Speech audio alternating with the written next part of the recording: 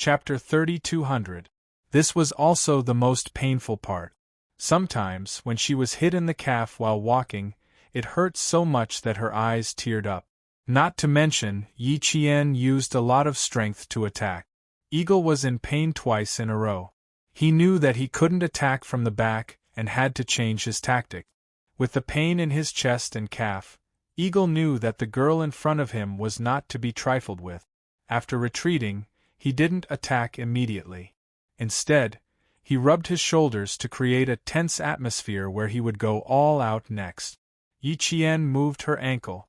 Her calf muscles felt like they were being strangled by his calf. It was not easy to defeat a male soldier who was both strong and big. It didn't matter if it was not easy. She had to fight anyway. Little did she know that Eagle didn't manage to defeat Yi Qian twice. Instead, she fought back twice. The Special Forces soldiers who were watching were so shocked that they wiped their faces. If the female soldiers were so ruthless, weren't the male soldiers a little too cowardly? Eagle, who was in pain, continued to attack with his fists and legs. There was no pause in between. He threw his fists first and then swept his legs. He was trying to use his killer move when Yi Qian couldn't parry. Choking was Eagle's specialty. He was fast and could kill the enemy in an instant. Faced with the continuous attacks from the male soldier, Yi Qian chose to dodge. When his long legs swept past, the wind from his legs made her face hurt. If she fought back, she would be at a disadvantage. She would be in pain for at least half a month. She couldn't take this loss. I'm afraid Eagle is going to use his specialty again. He wants to force Qing Niao into a mess. Then, he can strike while the iron is hot and defeat Qing Niao. Qing Niao is smart. She has escaped from Eagle several times. Now that Eagle is going to use his specialty again, she will definitely fight for a chance to survive. They've been fighting for 10 minutes. Did the captain set a time limit? Eagle hasn't subdued Qing Niao yet. I think Qing Niao has already won. It wasn't just these few Special Forces soldiers who thought that Qing Niao had won. All the spectating Special Forces soldiers thought that Qing Niao had won. G3 walked up to Xia Jinyuan and asked, 10 minutes have passed. When do you plan to end it? You want your comrades to see how strong Qing Niao is? I think they've already seen it. Qing Niao didn't even call for it to stop, so why are we in such a hurry? Xia Jinyuan replied to G3 calmly. Once one party calls for it to stop, it will naturally end. He didn't call for a stop.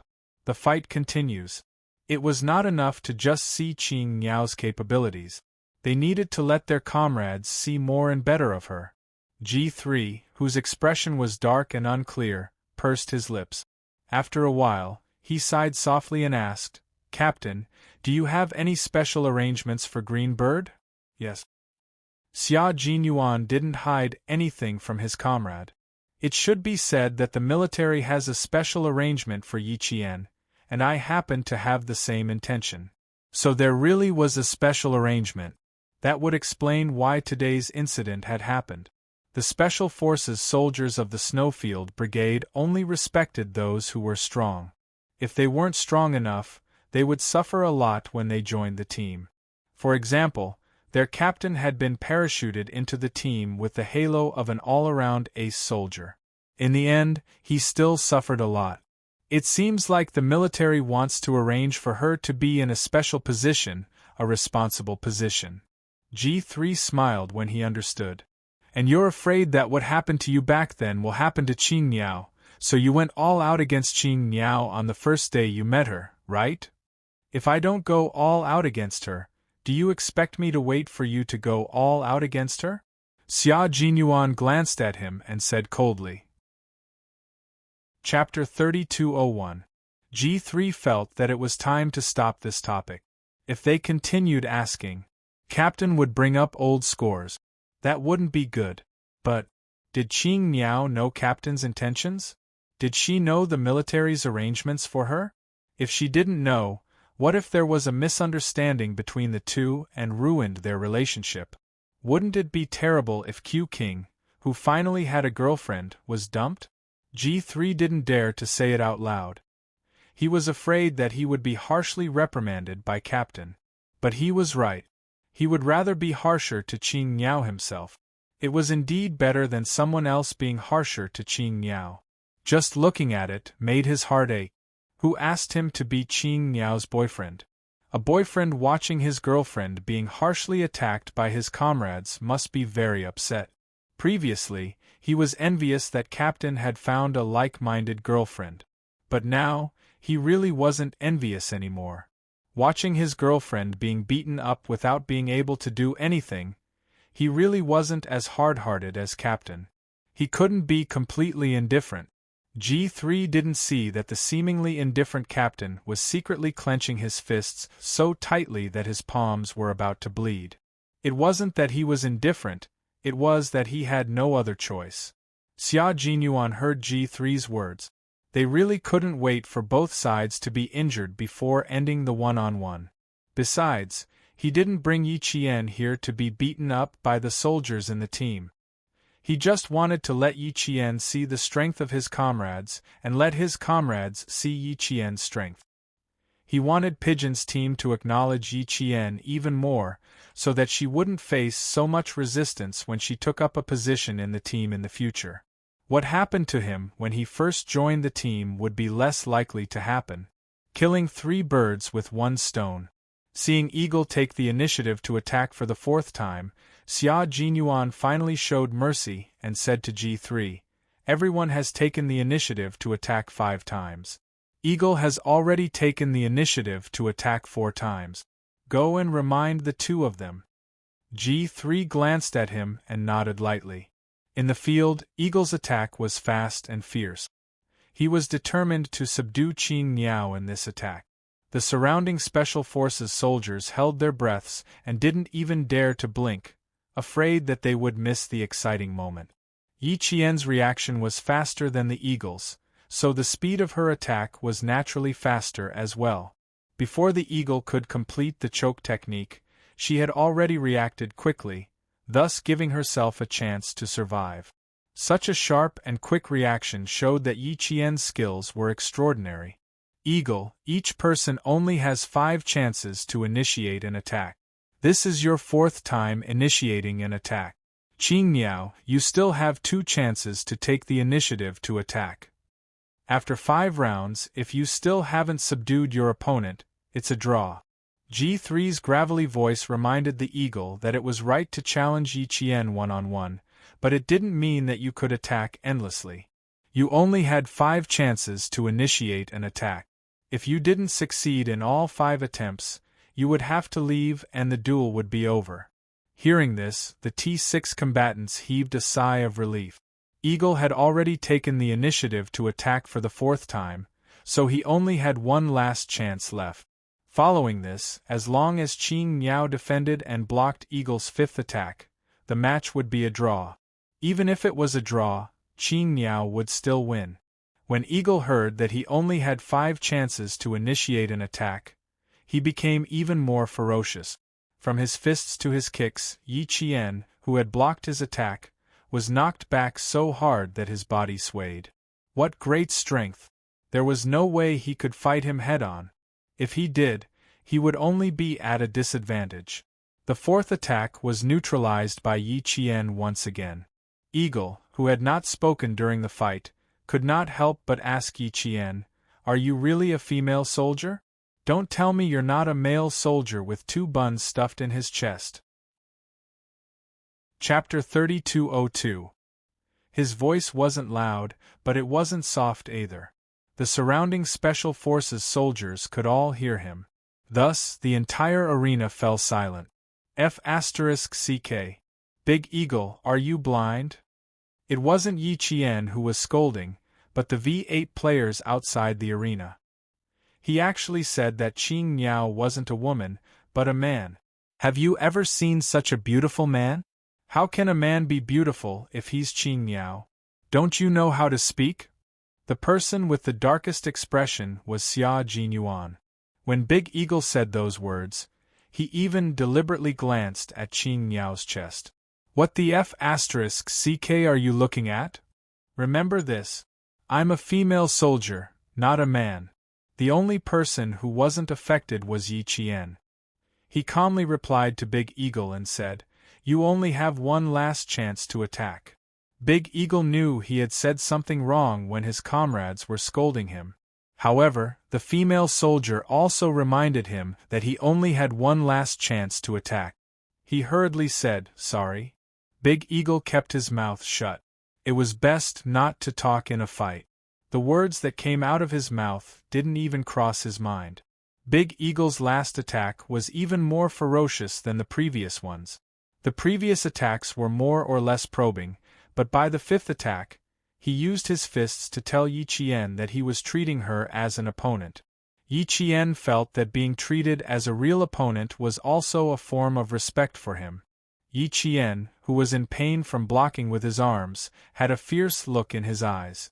Just as Big Eagle used his long and strong legs to kick Yi Qian repeatedly, Yi Qian stopped dodging and blocking. After blocking with his arms a few times, both of his arms were numb from the kick. When the surrounding Special Forces soldiers of the Snowfield Brigade saw the female soldiers' nimble movements, they wanted to clap their hands and cheer. Now they all believed that the female soldier Yi Qian was indeed very strong. She really wasn't any worse than them. The eagle had not gained any advantage in its first 4 attacks. If this continued, the eagle might not be able to win. Perhaps Yi Qian would be able to defeat the eagle. Pigeon said to another comrade who had never worked with Yi Qian before, "How is it? Now you know how powerful she is. We already said that we might not be able to win against Yi Qian in a one-on-one fight. Now that the eagle has attacked for the 5th time, it still hasn't defeated Yi Qian. By the time Yi Qian counterattacks, he should have already left the stage." Bai He, who had only worked with Yi Qian once, smiled and joined the conversation. "It's difficult to defeat Yi Qian. The eagle didn't stand a chance. In the first 10 minutes, Qin Miao didn't even take a break. Instead, he immediately threw himself into the one-on-one battle. Even if it was a draw, Eagle would still lose. If it was a draw, Eagle would probably have to lower his head whenever he sees Qin Miao in the future." Pigeon then laughed loudly. "He has a bad temper. Those 30 recruits suffered a lot in his hands. After the fight, he still said that the recruits weren't good enough. Now that Qin Miao has joined the team, let's see if he still dares to say that the recruits aren't good enough." Bai He, who was an assaulter during the mission, had only worked with Yi Qian once. Just this one time, Yi Qian had left a deep impression on him. After so long, when he saw Yi Qian's skills again, he was full of praises for him in his heart. This Special Forces soldier, who had never worked with Yi Qian before, heard his comrades speak the same words. Looking at the fight in the arena, he had no choice but to believe it. He nodded lightly to show his approval. "She's really good. You guys weren't bragging before. Does she still need us to brag about her skills?" Pigeon smiled and sighed. "There's no need at all. Her skills are right in front of us. It's enough to prove it. Look, she's starting to counterattack. Eagle has already lost its 5th opportunity to attack." In the arena, Yi Qian didn't dodge anymore. Instead, he used his legs and heels to kick Eagle's abdomen, chest, ribs, and other parts in a more agile and swift manner. Chapter 3203. When Yi Qian attacked for the first time, Eagle immediately retracted his leg and used the strength of his arm to block Yi Qian's attack. Every time he blocked, Eagle's arm would become numb. After being kicked 3 times in a row, G3 said to Yi Qian, "Qin Miao, Eagle has used up all 5 of his attacks. He didn't win, so now it's your turn to attack 5 times. As long as you can pin Eagle down, you'll win." Eagle's 5 attacks didn't succeed, so the surrounding Special Forces soldiers all understood that this round was actually a draw. Also, the enemy on the battlefield wouldn't give you a 10-minute chance just because you've already fought with someone else for 10 minutes.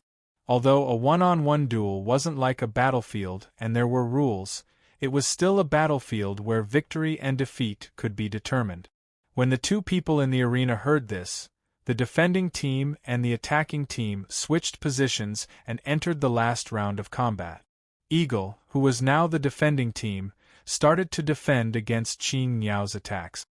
He realized that the female soldier's punches were much faster than before.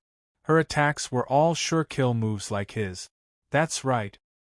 He almost forgot that the female soldier in front of him wasn't an ordinary female soldier. She was a soldier who had been on the battlefield and killed enemies. Her hands were stained with blood. How could a soldier who had been through the smoke and fire of war be looked at with normal eyes? Good. Wonderful. Exciting. Outside the arena, Yi Qian's leaping kick made Eagle stumble a few times. The Special Forces soldiers in camouflage started to clap and cheer. Looking at the two people in the arena who hadn't finished their duel, K7 had some complaints about Xia Jinyuan's arrangement. He didn't have any objections to a one-on-one duel because it would let his comrades see Yi Qian's strength and they would accept him more quickly. But why did he have to arrange it on the first day? Wasn't he bullying Yi Qian? And she was his girlfriend. He was so ruthless even to his own girlfriend. Did he really think that no one was thinking about Yi Qian anymore? Did he really think that Yi Qian couldn't do without him? To be so ruthless, he was really ruthless. K7's thin face was a little cold. If Q King did not give Qing Niao an explanation and a reason, he would not be able to face her. In his eyes, there was really no female soldier who could compare to her. What more could Q King want if they could beat her? Back then, Qing Niao had entered a foreign base alone to rescue him. When he thought that he would definitely die in a foreign country and was ready to sacrifice himself, Qing Niao came. He told him that his comrades from the Snowfield Brigade had come to rescue him. At that moment, he treated Qing Niao as a comrade who had gone through life and death together. Only a comrade who had gone through life and death together would risk his life to save another comrade. He hoped that Qing Niao could stay and become a member of the Snowfield Brigade. He didn't want her to be rejected in the end. Qing Niao, you must win. Not for anything else, but for yourself. For the rest of the time, K7's gaze never left the field. He kept looking at Yi Qian and silently cheered for Yi Qian in his heart. He was not the only one who secretly cheered for Yi Qian.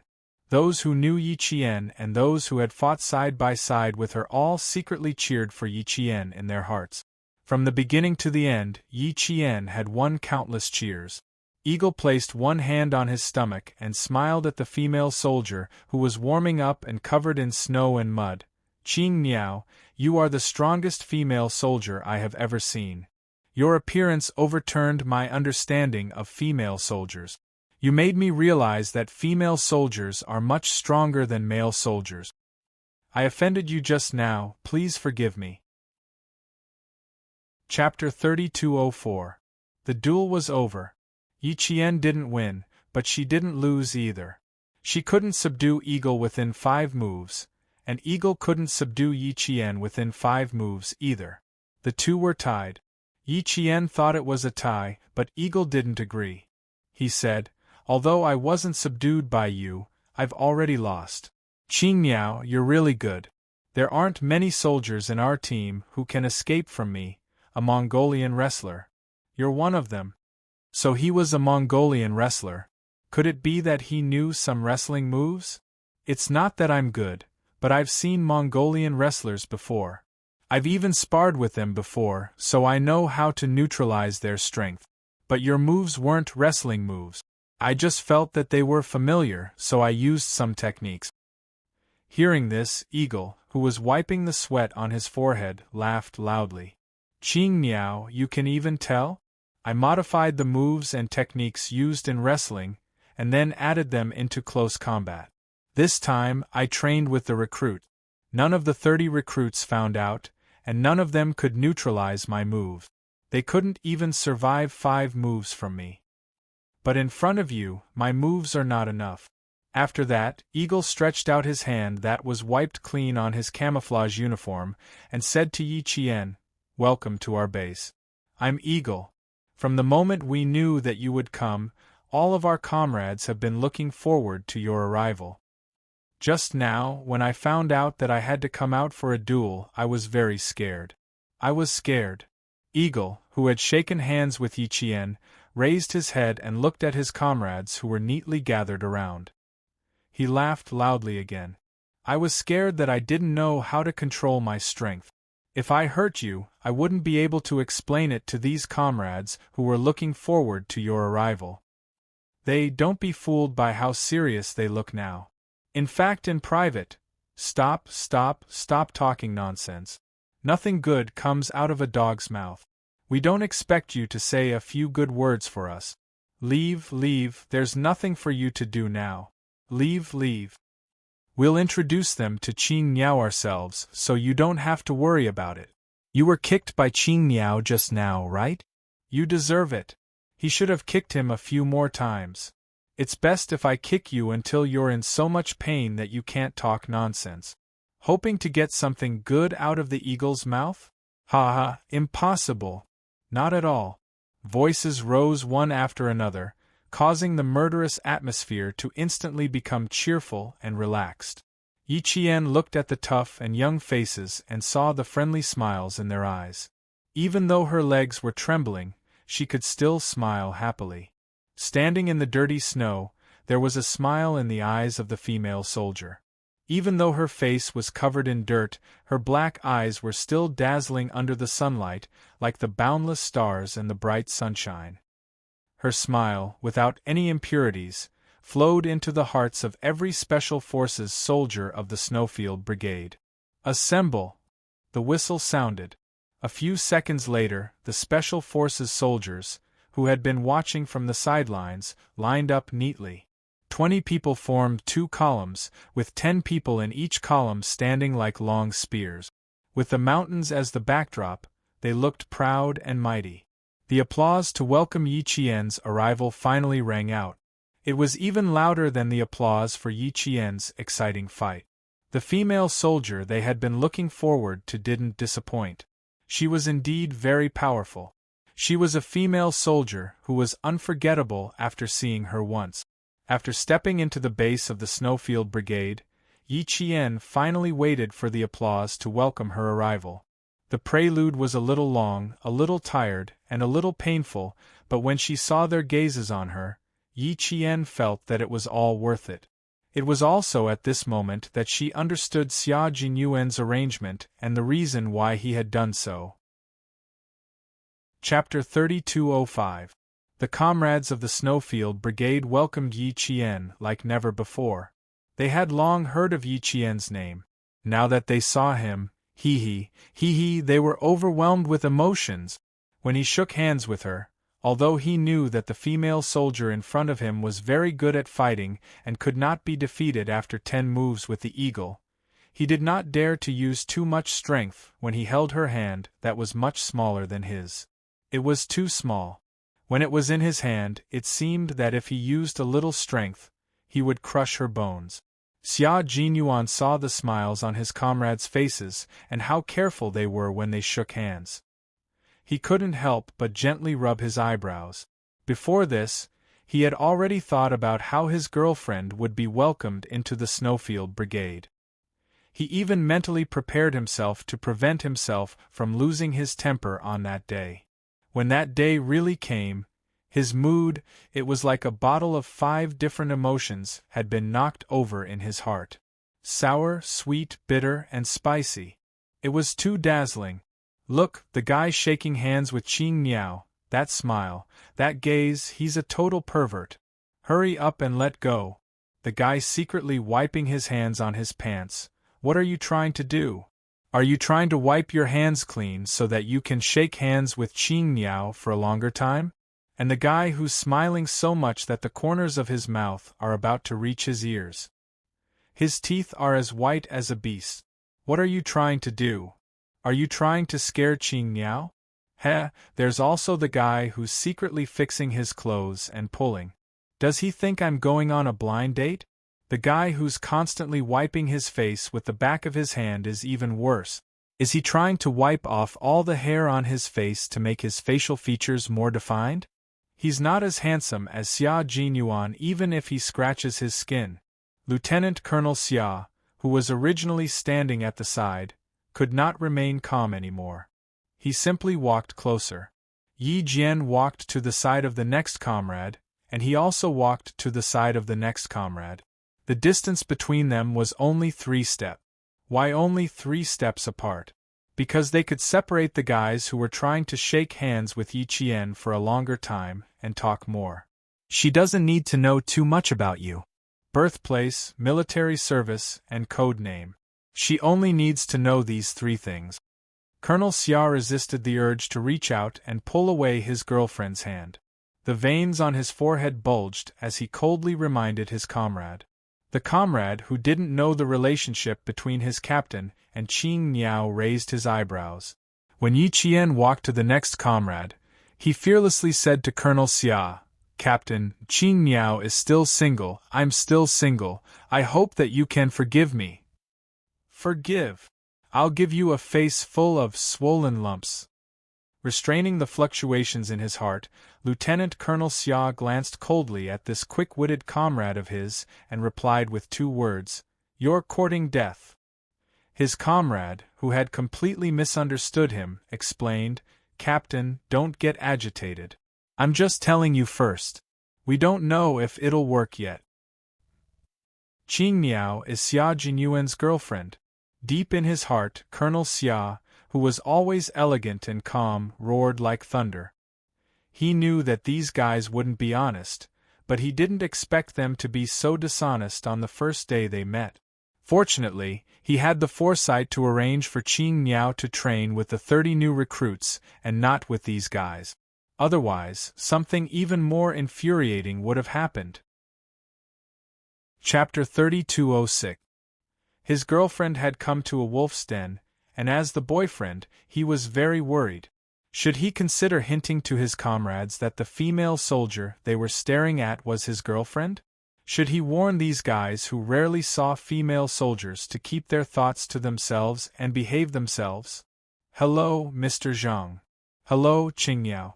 My code name is S5, Commando, born in Shanghai, only son. My parents are healthy and working in a state-owned enterprise. My grandparents are healthy and cultured.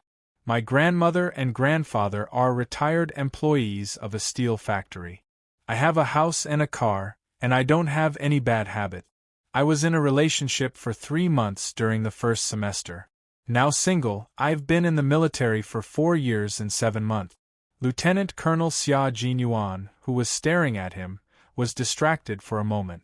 A handsome comrade with the code name, S5, quickly introduced himself to Yi Qian. That introduction was extraordinarily detailed, even introducing his family situation. Everyone knew what Sima Zhao was up to.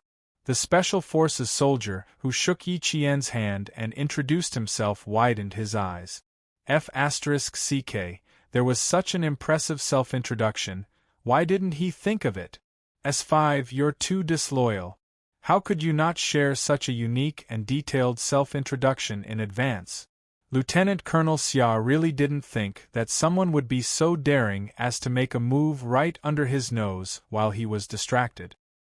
He walked over with a dark expression, and before S5 could report his height, measurements, and weight, he circled behind S5 and lifted his long leg to kick him. S5 knew that their captain had circled behind him, so he was on guard. He nimbly dodged to the side and insisted on reporting his height. Height 182, weight standard, and the point is single.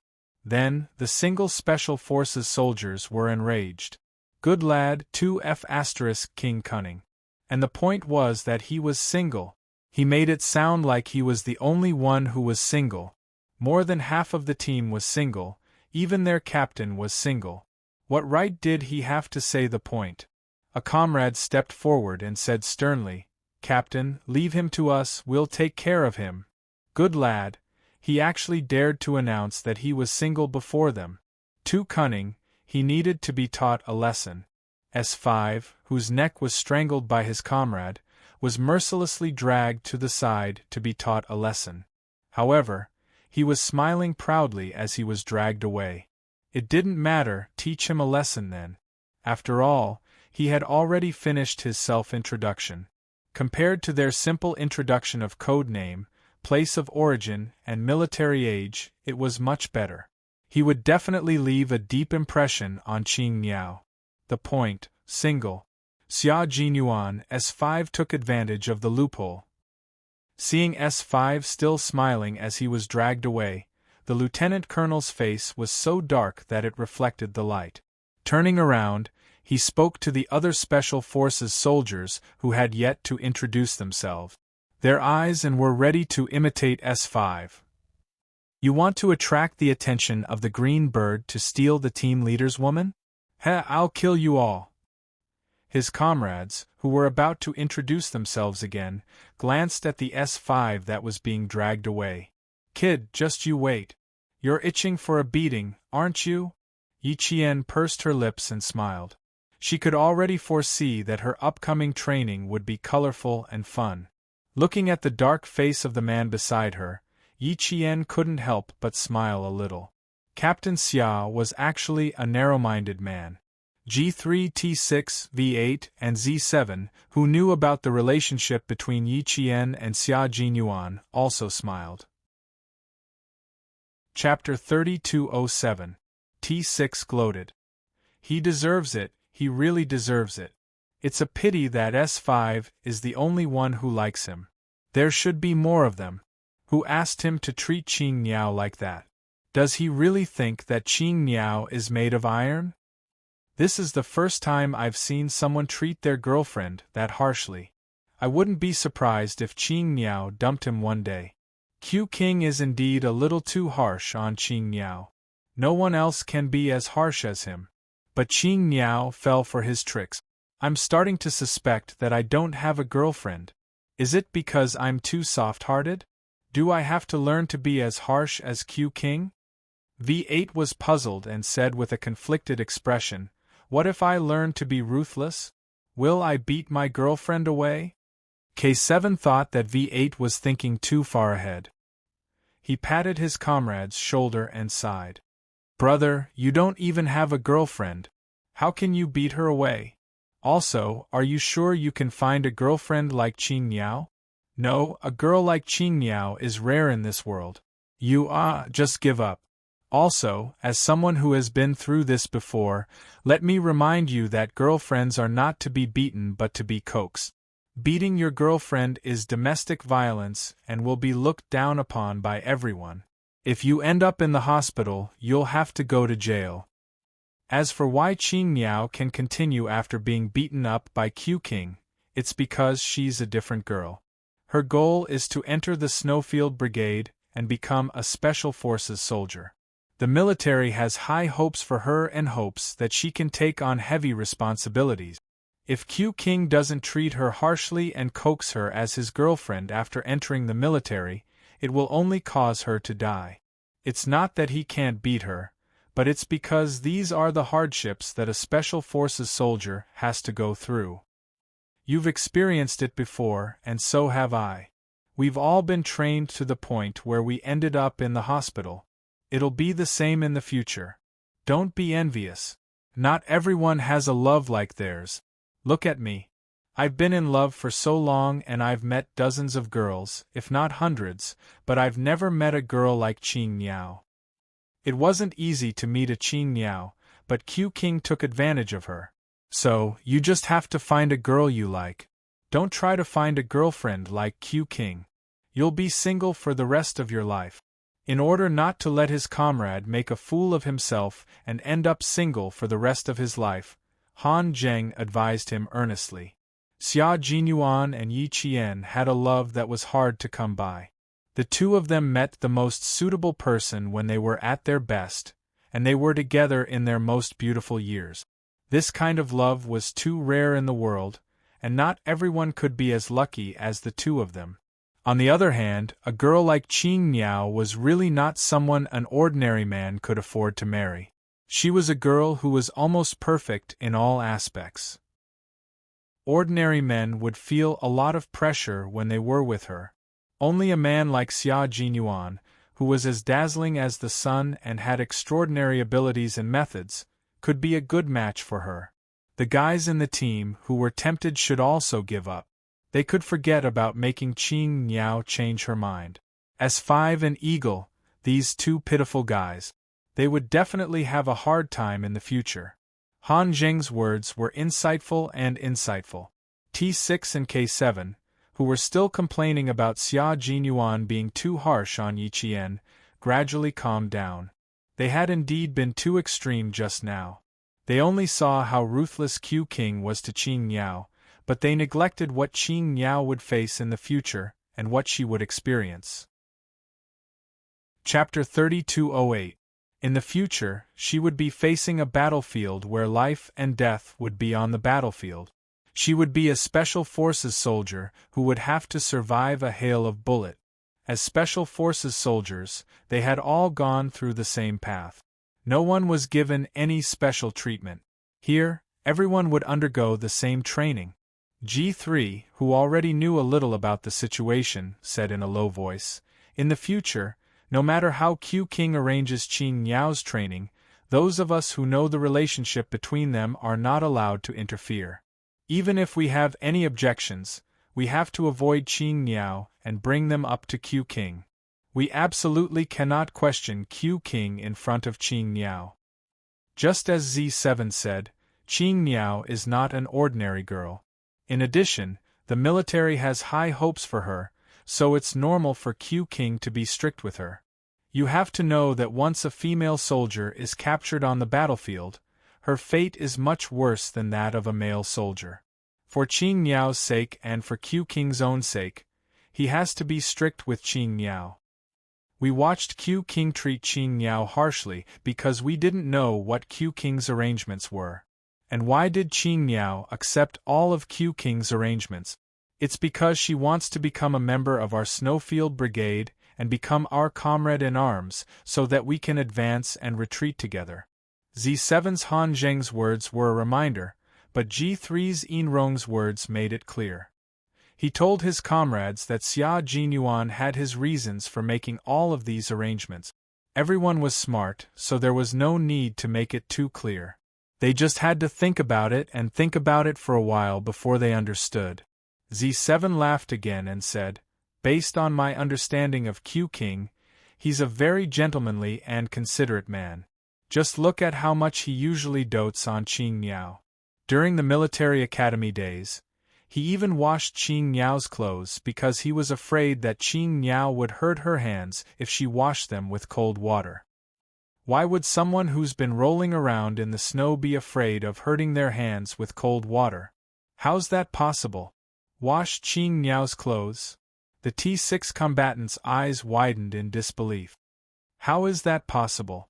He would even throw his own clothes to his defeated comrade to wash, and he would actually wash Qing Niao's clothes. Their captain, their king, as long as it was winter, he would start to think about how to stop himself from washing clothes.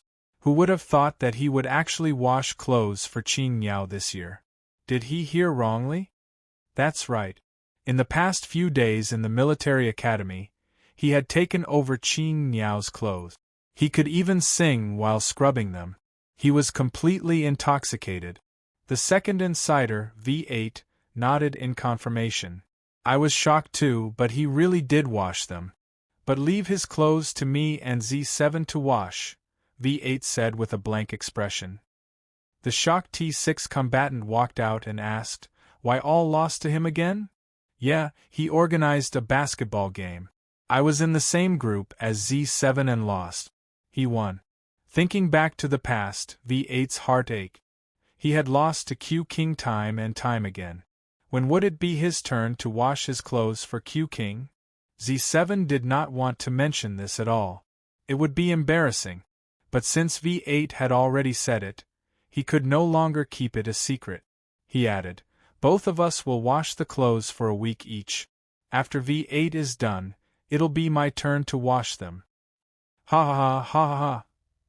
The T6 combatant laughed mercilessly. This was great. Q King would not have to think of ways to get his comrades to wash his clothes for him for the next few days. Looks like I don't have to worry about losing to Q King for the entire winter. After the two of you are done washing, there's still Eagle and S5 waiting in line. G3 did not have any objections to this arrangement at all. Last winter, he, a mountain boy who grew up at the foot of the Daxing Anling Mountains, actually lost to Q King, who grew up in Sijio City. This made him feel extremely frustrated for the entire winter. Trapping rabbits was a mountain boy's specialty. How could he lose to a city boy? Chapter 3209. Why were city kids better at catching rabbits than mountain kids? G3 still couldn't figure it out, but Yi Qian soon found out why city kids could beat mountain kids when it came to catching rabbit. It was all because of Xia Jinyuan's secret efforts. After all the Special Forces soldiers introduced themselves, Xia Jinyuan, who was jealous, announced that they were dismissed. Everyone went to the field for training, while he took Yi Qian to the dormitory. Xia Jinyuan grabbed his girlfriend's luggage and said in a low voice, "Go to the dormitory and change your clothes first, then tidy up your room. In half an hour, G3 will take you to the recruit training ground to train with the new recruit." Xia Jinyuan paused for a moment and looked at Yi Qian, who was covered in snow. He seemed to want to make up for something, so he added softly, "Qing Niao, I'm sorry about what happened just now, but I had to make this arrangement. Also, I won't make you do high-intensity training. You just have to get to know the new recruits and train with them." Xia Jinyuan didn't explain why he wanted her to train with the new recruits instead of the veterans. Xia Jinyuan was actually very nervous about the arrangement for Yi Qian today. He felt that it was unfair. The reason why he wanted Yi Qian to train with the new recruits was also unfair. He was afraid that Yi Qian would be angry, so he could only leave the matter to G3. In the end, Xia Jinyuan was worried about his girlfriend's feelings. Fortunately, Yi Qian had always understood her boyfriend. She knew that he couldn't give her special treatment just because she was the captain's girlfriend. Therefore, she didn't have any objections to any of his arrangements. Yi Qian could sense his uneasiness from his tone. She pursed her lips and smiled. "Captain Xia, since I'm in the team, I'll obey your arrangements unconditionally. I'll do whatever you arrange. You said before that you're not my boyfriend and I'm not your girlfriend. We're comrades, a superior and subordinate relationship. So, you don't have to worry too much about me, and you don't have to worry about my emotions at all times. You just made the right choice and made the right arrangement. Just like that time when I was training with the Demon King and the others, you beat me up until I was hospitalized. I could understand and accept it. And I also think that if other comrades had made such a stupid mistake, they definitely wouldn't have just been beaten up by you. They would have been punished even more horribly. I won't become arrogant because of your favor, so you don't have to worry about my feelings. If I really have any dissatisfaction, I will definitely voice it out and not hide it in my heart." Yi Qian's words left Xia Jinyuan speechless for a long time. His girlfriend was always so considerate of him, always thinking from his point of view. Sometimes, it even gave him the illusion that she was the one who was always taking care of him and accommodating him. That was indeed the case. If it were anyone else, they definitely wouldn't be able to accept what happened in the past or today. Even if they didn't fly into a rage, they would still criticize him. After all, even the G3 members thought that he had gone too far. But she didn't. She had always been considerate of him and chose to follow him without any complaints or regret. She believed in everything he did without reservation. Xia Jinyuan's heart had already softened as if it was soaked in warm water. His love for her continued to ferment. In the end, he couldn't control himself anymore.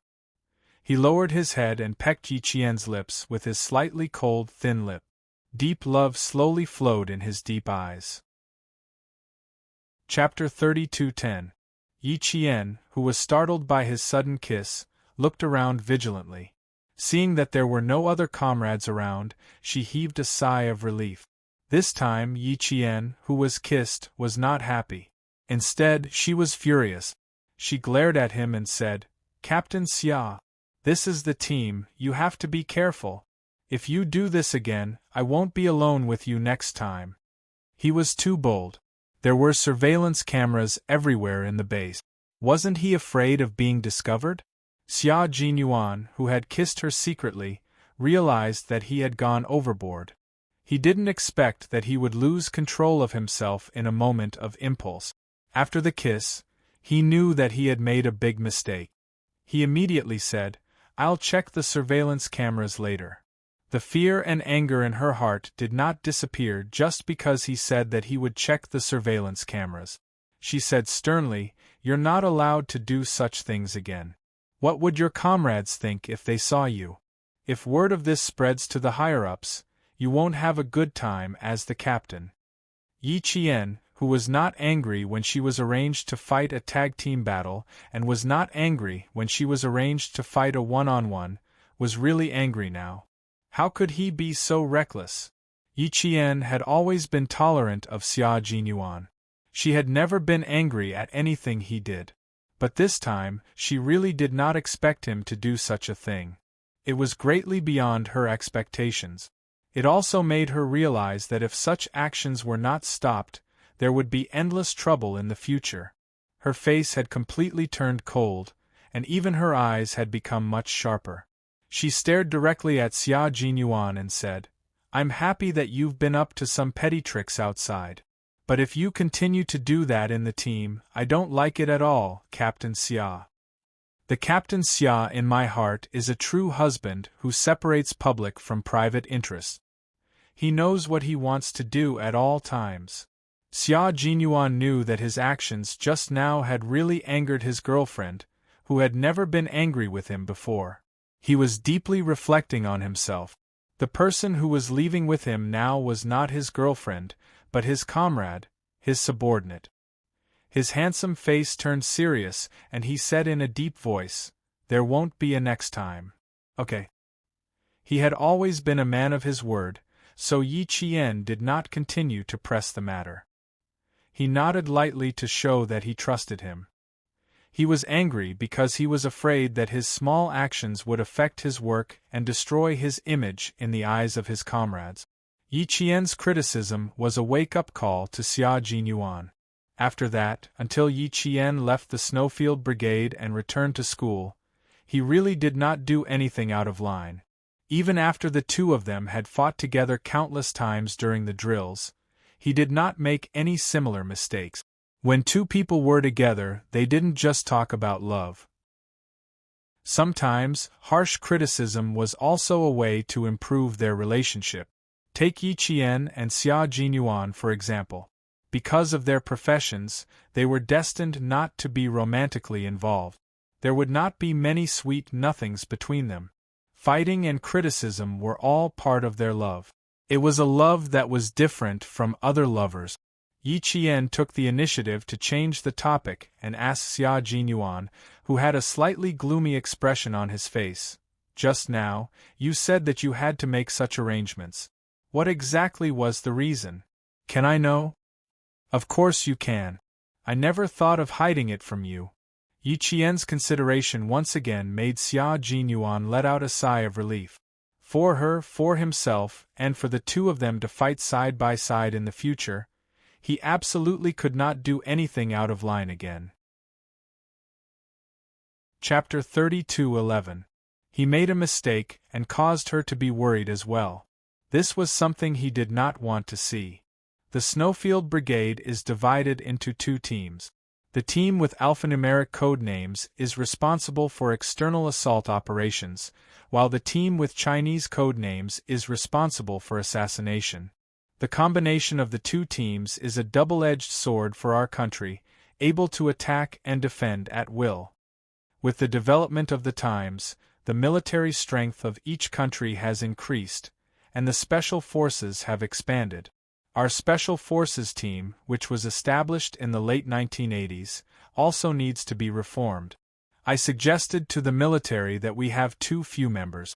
As the special forces of each country increase, I hope that the two teams will be expanded. The two teams will be divided into two brigades. I will be responsible for external assault operations, while the other team leader will be responsible for assassination operations. This suggestion was approved by the military and Major General Yang. A year later, a document was issued. The Snowfield Brigade's main force will be expanded to 100 people. Within 10 years, the entire Snowfield Brigade will be expanded to about 200 people. 4 years have passed. Our current strength, including the new recruits and you, has reached 60 people. In 2.5 years, our strength will reach 100 people. The 100 people will be divided into two brigades, led by two team leaders. I will be the team leader of the assault operations.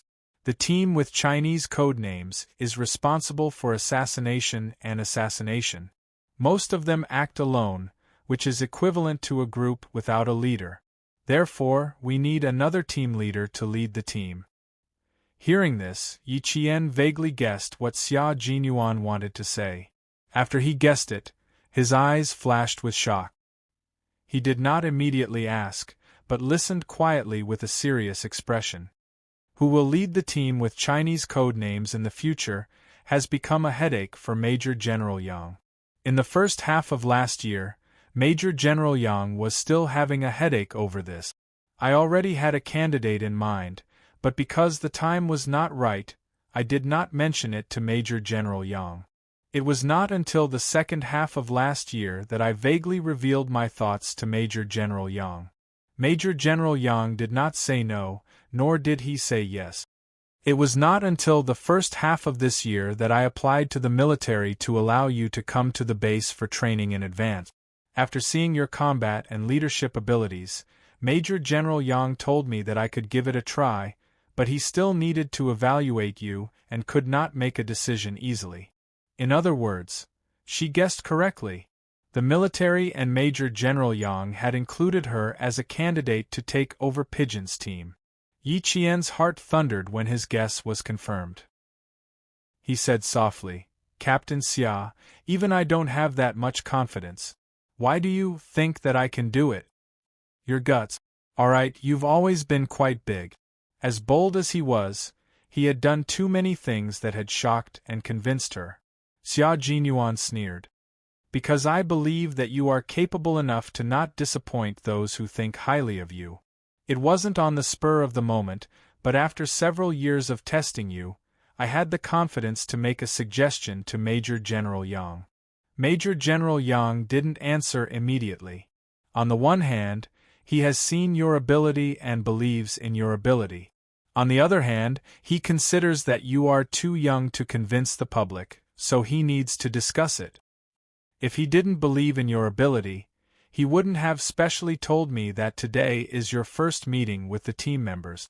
You must make proper arrangements and let the team members know of your abilities and capabilities. First impressions are the strongest. In the future, when you join the army and become the leader of Pigeon's team, things will be much smoother. The situation that I encountered when I first joined the team will not happen again. Chapter 32:12. Yi Qian couldn't calm her emotions for a long time. It was too shocking, so shocking that she couldn't believe it. How could Captain Xia think that she could take on such a heavy responsibility? How could Major General Yang think that she could give it a try? But she had never thought about it. Yi Qian only wanted to be a special forces soldier, to be able to follow in Xia Jinyuan's footsteps and eventually be able to stand shoulder to shoulder with him. She had never thought about leading troops into battle and becoming a commander.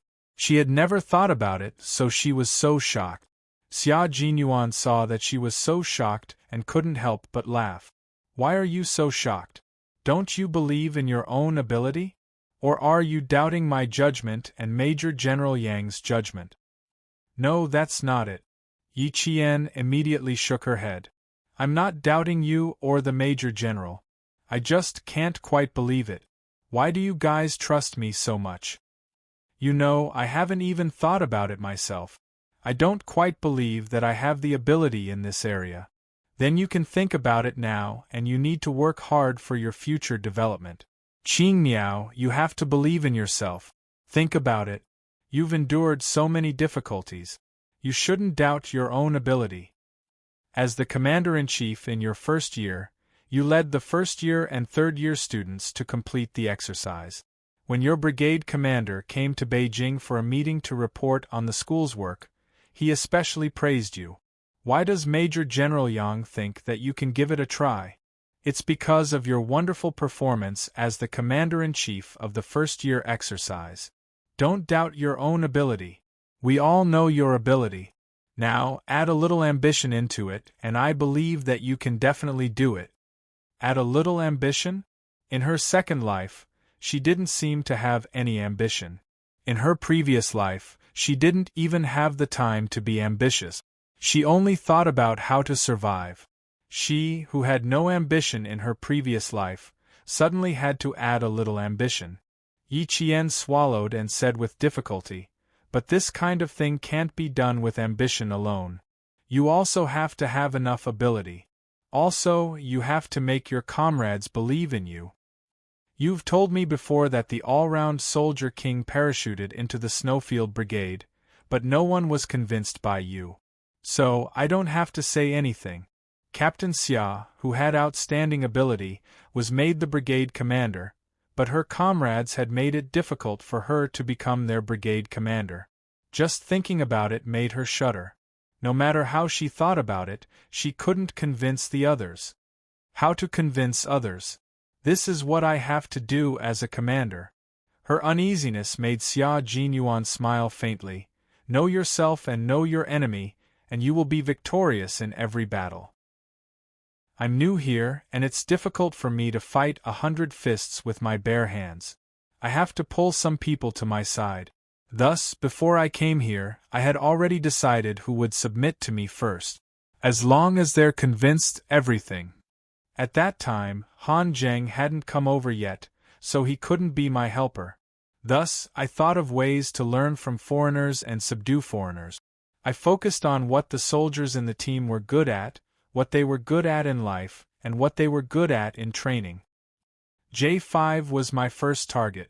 Because he was the instructor, I took a week to bring him to my camp. G3 was a tough nut to crack. He had the unyielding spirit of a mountain person and the loyalty of a mountain person.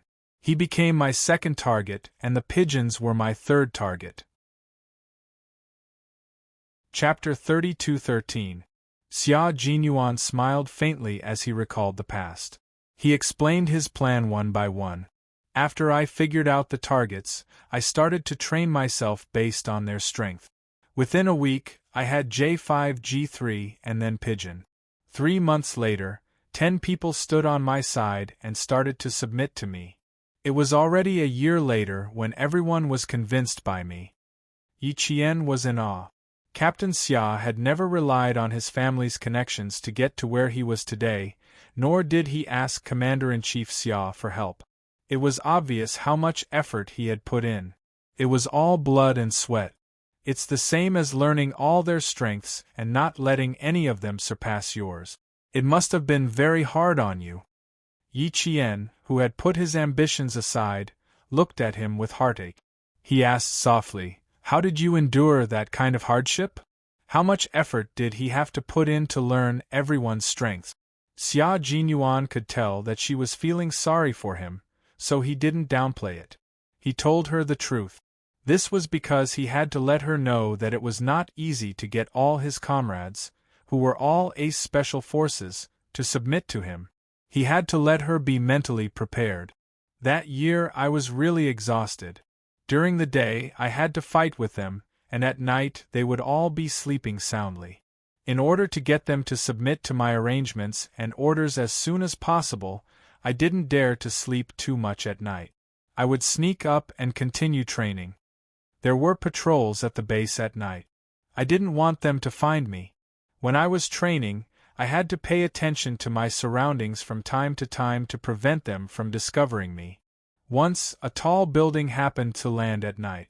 T6 and V8 stood under the building for half an hour and didn't leave. I hung there with my head down for half an hour. When they left, my brain was so congested that my vision turned black. When I came down, I couldn't even see my surroundings clearly.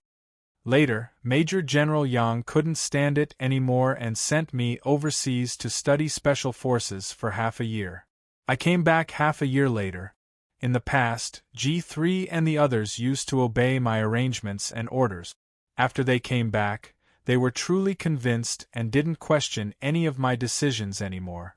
Even if you really have doubts, you will first think about it in your heart before raising them, instead of directly slamming the table and questioning it like before. Qing Niao, the special forces of the Snowfield Brigade are all the best of the best. It's not easy to convince them. As for you, the military has other plans. Major General Yang specifically told me that you have to give all the special forces a very strong impression on the first day you arrive. How can I leave a good impression on these ace special forces on the first day? I thought for a long time before coming up with today's arrangement. They went from ordinary soldiers to ace special forces today by relying on their strength. Then, I'll let you show them your strength on the first day and let them know how strong the female soldier Qing Yao is. Facts have proven that my arrangements were correct. They have seen your strength and know how powerful the female soldier Qing Yao is. They already have a very good impression of your arrival, which will also lay the foundation for you in the future. You will take fewer detours and experience fewer things that I have encountered before. Your mind will be more stable, and you will not have negative emotions because of this. Chapter 32:14. Yi Qian, who had been shocked earlier, felt warm inside. It turned out that Captain Xia trusted him so much and had started planning for a long time. For her sake, he had put in so much effort to make arrangements and was even afraid that he would have a knot in his heart. Because the matter had not been settled yet, he could not tell her the purpose of his arrangements. Every time he was ruthless to her, he felt uneasy and was afraid that he would hurt her. Work hard, Qing Niao. I will report your situation every day. Whether or not you can become the leader of Pigeon's brigade depends on you. After he said this, Yi Qian, who had a sour look in her eyes, nodded and said, "I'm willing to give it a try." She did not have any ambition, but for his good intentions and to live up to his efforts, she was willing to give it a try. She was only half saying that she was willing to give it a try. What she really wanted to say was, "For you, I'm willing to give it a try." Xia Jinyuan, who had seen through her thoughts, stared at the female soldier who was willing to give it a try for him. He smiled gently and said, "I believe that you will definitely become the brightest star in our brigade. Go upstairs and pack up first." Xia Jinyuan looked down at his watch and saw that 10 minutes had passed. He handed the luggage to Yi Qian and said, "There are still 20 minutes left. Hurry up." After taking the luggage, Yi Qian realized that she had arrived at a small building that was only 4 stories tall. There were 2 armed sentries standing guard in the corridor leading to the building. When they saw her and Captain Xia walking over, they immediately saluted and gave her a friendly smile. "This is the information building. We have never had a female soldier in our brigade and have never had a female soldier come here before. Therefore, the brigade does not have a female soldier's dormitory. To avoid suspicion, I have arranged for your dormitory to be in the information building. The room is very spacious, but it is not convenient for you to take a shower. In the future, you will come to my dormitory to take a shower alone." It could not be helped. When they were building the infrastructure, they did not consider that there would be a female soldier stationed here one day. They also did not expect that the Snowfield Brigade would recruit female soldiers, which led to the current awkward situation. Xia Jinyuan was even more worried about Yi Qian taking a bath in a public bathhouse. If some reckless guy didn't know that Qing Niao was taking a bath and rushed in, it would be a big problem. Yi Qian, on the other hand, did not think too much about it. She took her luggage and looked up at the IT building. It was a very new building. It's a little extravagant to live alone in such a big room. She accepted it easily and didn't feel wronged at all. She really had a big heart. Since she didn't feel anything, he didn't have to think too much about it.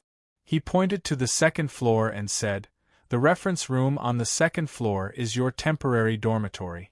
Other than T6 and a few others, the other comrades usually won't get close to it. It is indeed very big, as long as you are not afraid." What was there to be afraid of? Yi Qian grabbed his luggage and walked briskly up to the second floor. 20 minutes later, G3 walked over on time and gave Xia Jinyuan an order to Yi Qian, who had changed into a clean camouflage uniform. Defeat 30 recruits within a week. If you can't do it, you will be disqualified as a reserve member. It was a very cruel order, but Yi Qian only froze for a few seconds before accepting it. If she couldn't even defeat the recruits, what right did she have to train and fight together with the ace special forces of the Snowfield Brigade? Not to mention becoming the leader of another team. Her calm acceptance made G3 look at her and feel a little uneasy. He reminded her, "Qing Niao, King Q never makes incorrect arrangements. He always has a reason for everything he does. You don't think too much about it. He doesn't mean anything by it."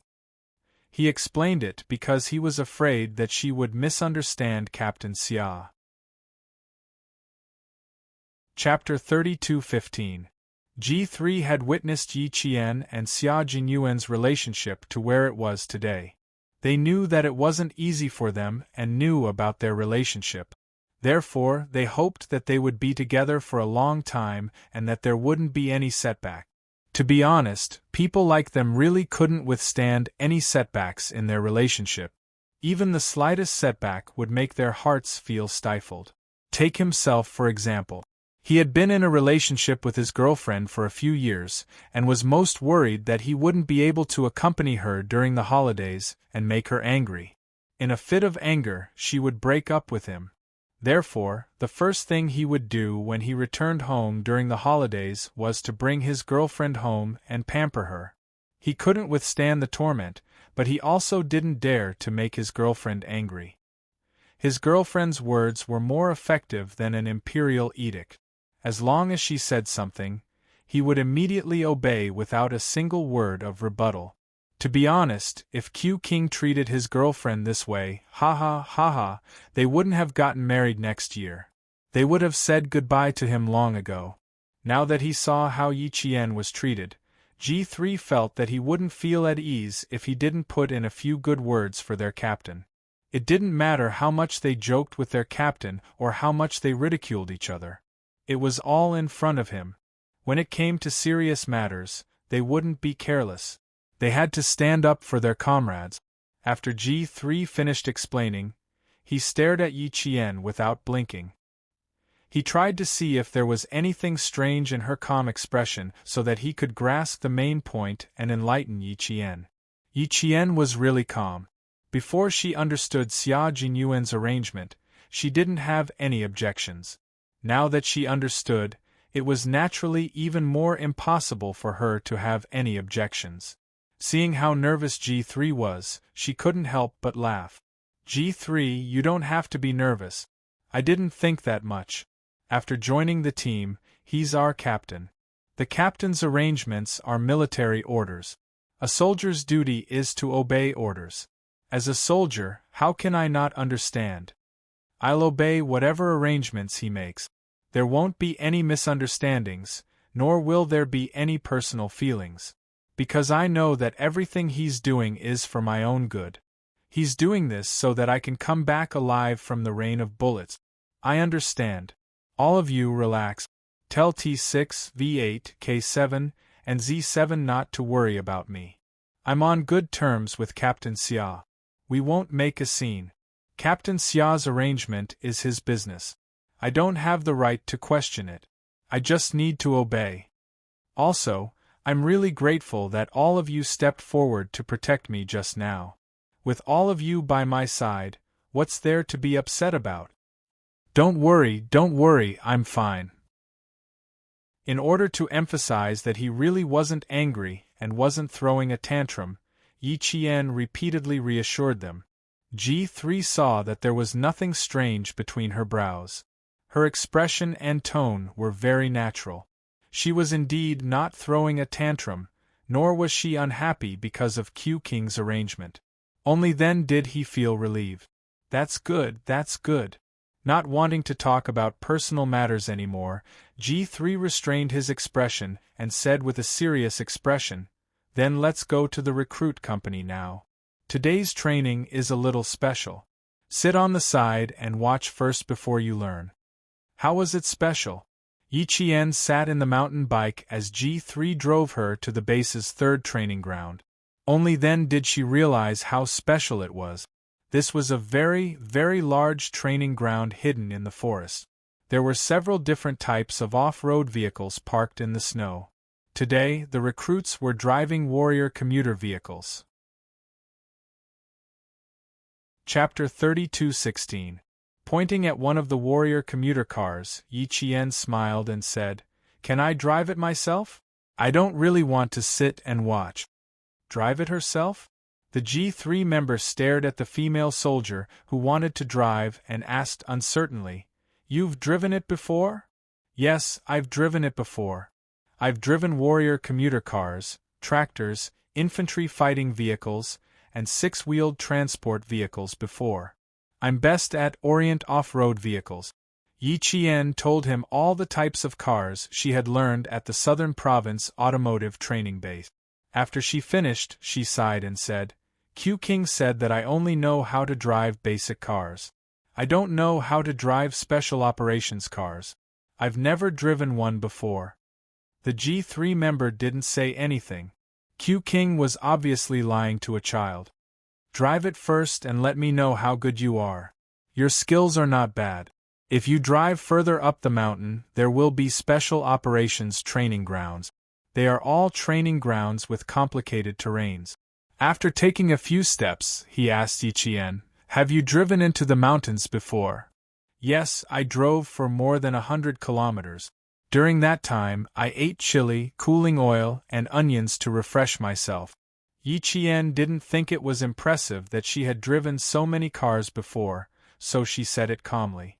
At this moment, the G3 member was very emotional. "How did you drive these cars before?"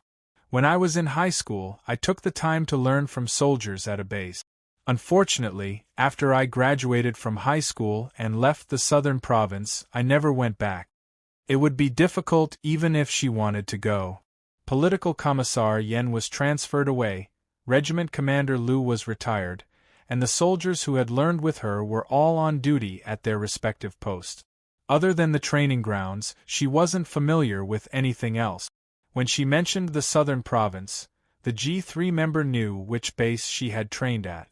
The soldiers from that base were all elite drivers for the leaders at the conference hall. Not only were they skilled, but they also knew how to drive all kinds of cars. Knowing which base Yi Qian had trained at, the G3 member jumped into the warrior commuter car and said to Yi Qian, who was sitting in the driver's seat, "Go up the mountain, go straight up the mountain." "Okay." Yi Qian agreed readily. He stepped on the accelerator and drifted away nimbly. Yi Qian drove the 100% proprietary warrior commuter car, which had almost 100% domestically produced parts, into the mountains, speeding. That's right, speeding. It was so fast that the G3 had only just secured the safety belt when the car was already almost 100 meters away. That speed, amazing! G3, whose seatbelt was fastened, was so excited by Yi Jian's swift turn that his eyes lit up. Not bad, green bird. Master level. Hija, who was in his office, he was in his office. He smiled to the pigeon reporting pigeon. "What a coincidence," he said to the pigeon to the report, "what a coincidence. Let's let her get to know the recruits to the gods' soldiers, who was accompanying him. To record Niao TT. Record Niao SS." The pigeon was a little confused. Isn't it the other way around? Is Niao the one recording G3-foot-S? Did G3-foot-S results need to be recorded? It didn't sound right to say it the other way around. Niao drove the warrior commuter car before, so her skills are passable. She should be the one driving now, Xia Jinyuan said lazily as he flipped through the documents in his hands. Niao was already at the base she yearned for, so she really became a free bird. She could soar as high as she wanted, but how could she let go of anything related to training? Chapter 32:17. So she had learned it before, and her skills were passable. She was probably doing it at the foot of the mountain. Yes. Pigeon didn't think too much and agreed. She handed the second document to Comrade Xia Jinyuan. This is the document from the military headquarters yesterday. You have to read it. You don't have to sign it. You'll know what happened just by looking at it. Everyone in the team knew that their captain hated signatures the most, because the documents to be signed were trivial matters that had to be carried out. Unsigned documents were the main point. Xia Jinyuan immediately put the document in his hand aside. He even put down his long legs that were resting on the corner of the desk. He opened the document and read it from the beginning to the end. Then, he slammed it shut. It seems that you all have to stay in the army this year. Who bought the tickets to go home? Tell them to refund the tickets and call home to apologize. It was the first time he had encountered a military exercise during the new year since he took over the position of captain of the Snowfield Brigade. It looked like there was going to be a big change in the army. Xia Jinyuan, who grew up in a powerful family, had always been sensitive to changes in direction. There was no news from the higher-ups, but he could smell something unusual just by looking at a document. Pigeon said, "The entire team will participate. It looks like it's going to be a large-scale winter exercise. A brigade of soldiers, a medium-sized exercise." Xia Jinyuan stood up and picked up the camouflage hat on the desk. He said as he walked out, "Go take a look at the training of the veterans. Contact G3 and report to me immediately when Qing Niao's results are out." Yes. Pigeon walked out together and contacted G3 to convey Xia Jinyuan's instructions. After that, he said jokingly, Q King said that Qing Niao has driven a warrior commuter car before, but her skills are average. Do you want to make her results look better? G3, who was sitting in the warrior commuter car, couldn't sit still for even a moment. He took a deep breath and replied, "With her current skills, you want me to make her look better? You'll know when you come over. She's competing with the new recruits." "What do you mean? Competing with the new recruits? Are you kidding?" How could Pigeon, who was holding the one-line microphone, believe her? Q King himself had said that Qing Niao's level was average. How could he compete with the recruits with such average standards? The recruit's skills shouldn't be that bad, right? Greenbird's guts were a little too big. Before G3 could answer, a loud bang came from the single-line microphone, as if a car had hit something. The sound was so loud that Pigeon's heart skipped a beat, and even her expression changed. "Hey G3, what's the situation now?" The G3 driver in the car hadn't even caught his breath yet. When he heard this, he panted heavily and replied, "It's nothing. We avoided the obstacle and the car behind hit us. We're fine." Obstacle avoidance was the most common training method in driving training. It was used to train the reaction and judgment of soldiers. Pigeon's expression changed again and again. She asked G3 with uncertainty, "Is Qing Niao's level very high?" "Very high. She's way ahead of the new recruits. I can't get out of the car now, and the speed is so fast. Otherwise, I would have jumped out of the car." G3 grabbed the handle of the car and tried to keep his body stable. However, the road was rugged and bumpy. No matter how hard he tried, it was impossible to stabilize his body. He bounced again and his head hit the roof of the car hard. G3 was dizzy and his stomach was churning. He remembered that he hadn't eaten breakfast or lunch. No wonder his stomach was churning. Chapter 32:18. Pigeon knew that he might have been tricked by Q King. G3 praised Qing Niao's skill level so much. Then it must be very high. He wanted to see. Actions were better than thoughts. Pigeon cut off the communication and ran towards the monitoring center. His comrades in the monitoring center were already admiring the scene. The recruits were training in the mountains, so they naturally needed to be monitored. If anything happened, they could immediately go to the rescue. From the moment Yi Qian got on the bus to the departure, his comrades in the monitoring center did not miss anything. Previously, when they saw Yi Qian jump into the commuter bus and sit in the driver's seat, they were stunned. They almost contacted G3 to ask him to keep a close eye on Qing Miao so that nothing would happen to her on her first day in the team. Later, they felt that the one who had an accident was not Qing Miao, but G3 who had been jolted until his face turned pale. With this level of skill, how could the recruits be her match? Pigeon rushed in and saw the monitors in the monitoring center showing the recruits training in the mountains. He hurriedly ran over and asked, "Which bus is Qing Miao driving?" Y pointed at the warrior commuter bus in the middle of the monitor and stared at it intently. He did not reply to Pigeon. "This one." On the monitor, Yi Qian stepped on the accelerator and soared from a high slope. Then, with a bang, it landed in another trench. Y shouted, "Beautiful! Beautifully done! Wonderful, too wonderful!" It was too exciting to watch. Pigeon stared at the commuter bus that was still trembling after landing and did not come back to his senses for a long time. Was this what Q King meant by average?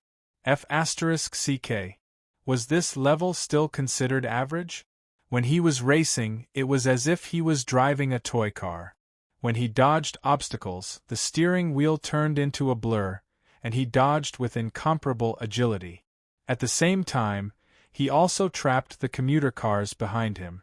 When he reached the trench, he stepped on the gas pedal nimbly and rushed out like an arrow without stopping. After landing, the car was still trembling and began to drift again. The wheels spun in the snow and mud, confusing the line of sight of the commuter cars behind him and forcing them to stop. If this was considered average, he really didn't know what kind of standard Q King had in mind. Q King Xia Jinyuan thought that Qing Miao's standard still had room for improvement. As for saying that Qing Miao's standard was passable, he was just being modest. He didn't expect that the pigeon would take his words seriously. On the other hand, the recruits who were training thought that their captain, who was so ruthless that even the blood in his body was cold, was testing them. They immediately contacted each other and discussed tactics. Surround him and block his escape route. Comrades numbered 1 to 5.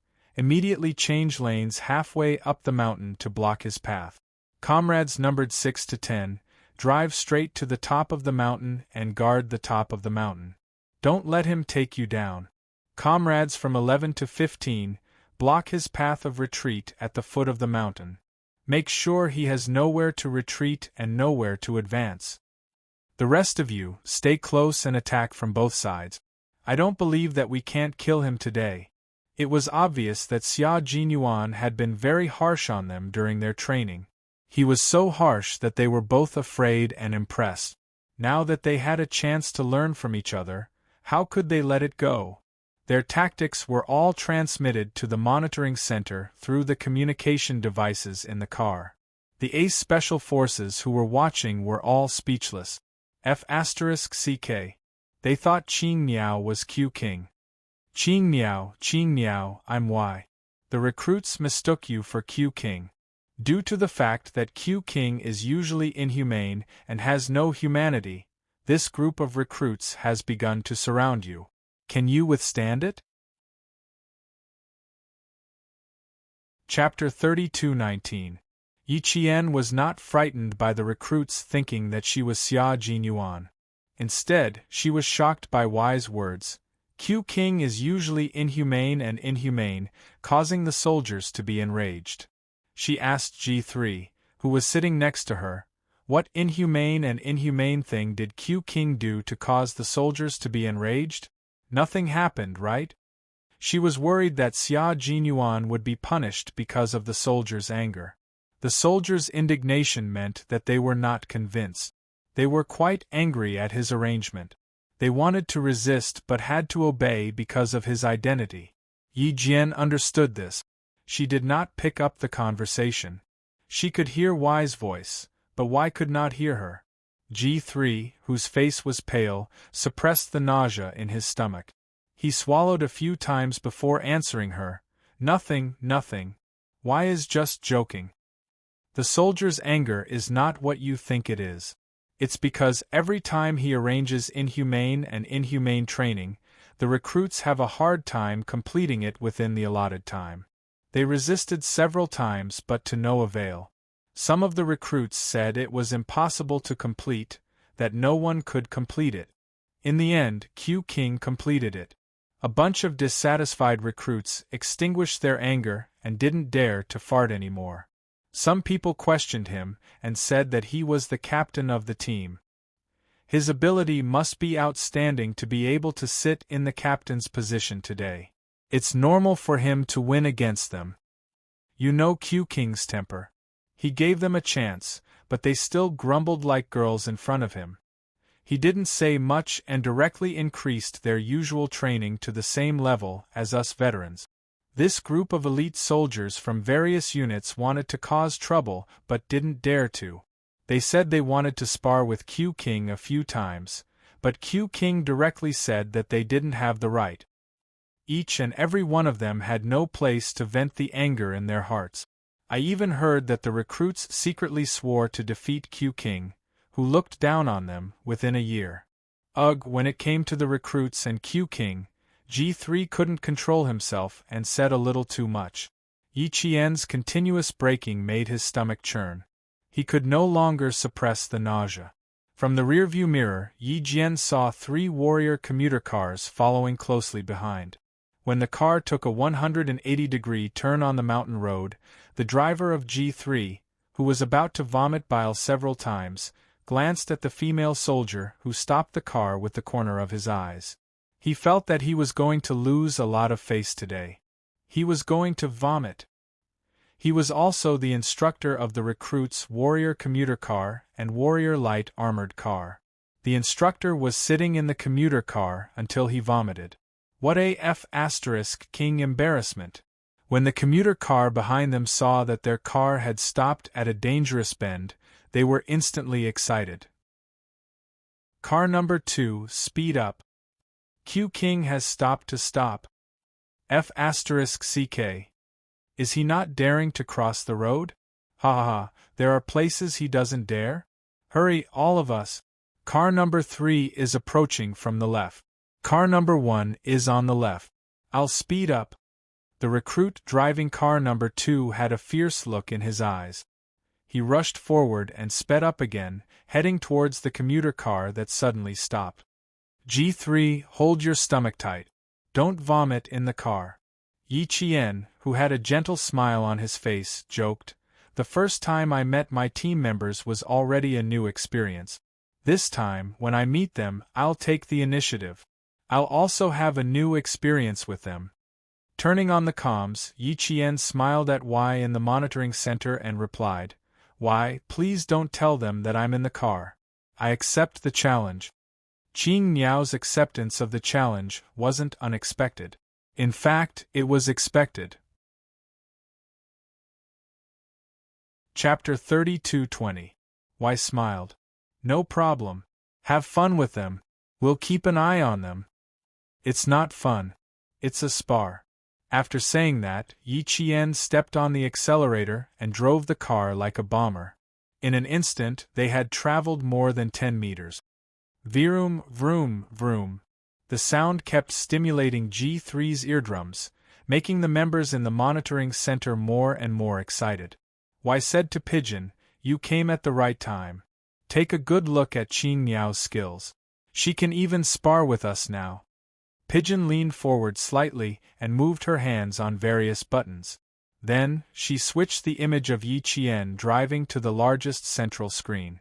At the same time, she used the intercom to contact Xia Jinyuan.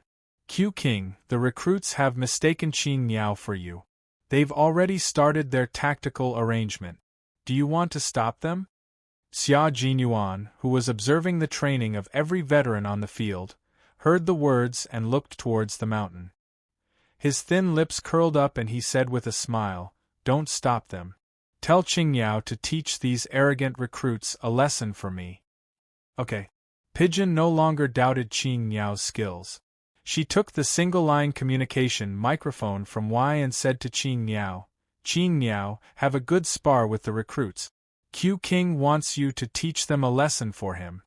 The recruits they were talking about were not new recruit. They were new recruits who had yet to become official members of the Snowfield Brigade. These recruits were all very capable in their original units and were considered elite soldiers. However, when they arrived here, all their previous glory was gone. No matter what their previous position was or how high their military rank was, everything returned to zero once they arrived here. To the veterans, they were all new recruits who had to start from zero. With Xia Jinyuan's order, Yi Qian felt even less of a psychological burden and treated her as Captain Xia. It was obvious that they had never seen Captain Xia's driving skills before. They had never seen it before and still wanted to challenge her. They were indeed ignorant. The new recruits, who didn't know the immensity of heaven and earth, didn't know that the person they met wasn't the Q King they wanted to defeat, but the female soldier who had just arrived today, Qing Miao. Now that there was an opportunity for him to hold his head high, he would be a fool if he didn't seize it. Yi Qian glanced at G3, who was no longer vomiting, and sneered, "Can you still hold on? I need to reverse the car about 30 meters to the top of the slope just now."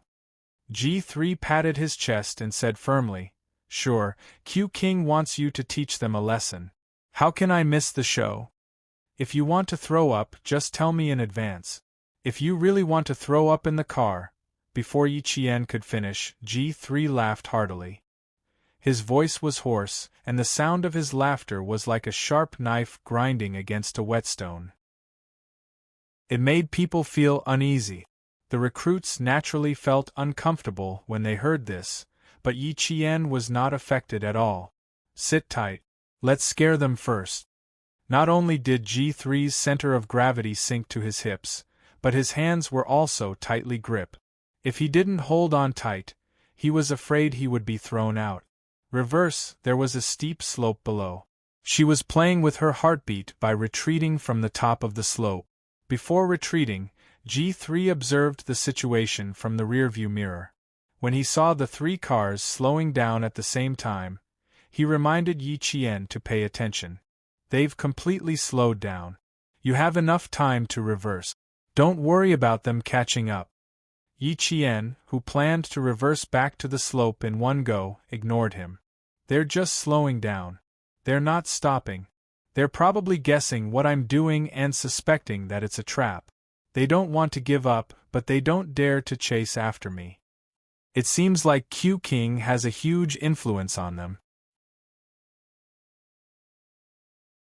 Chapter 32-21. Xia Jinyuan had a huge impact on the recruit.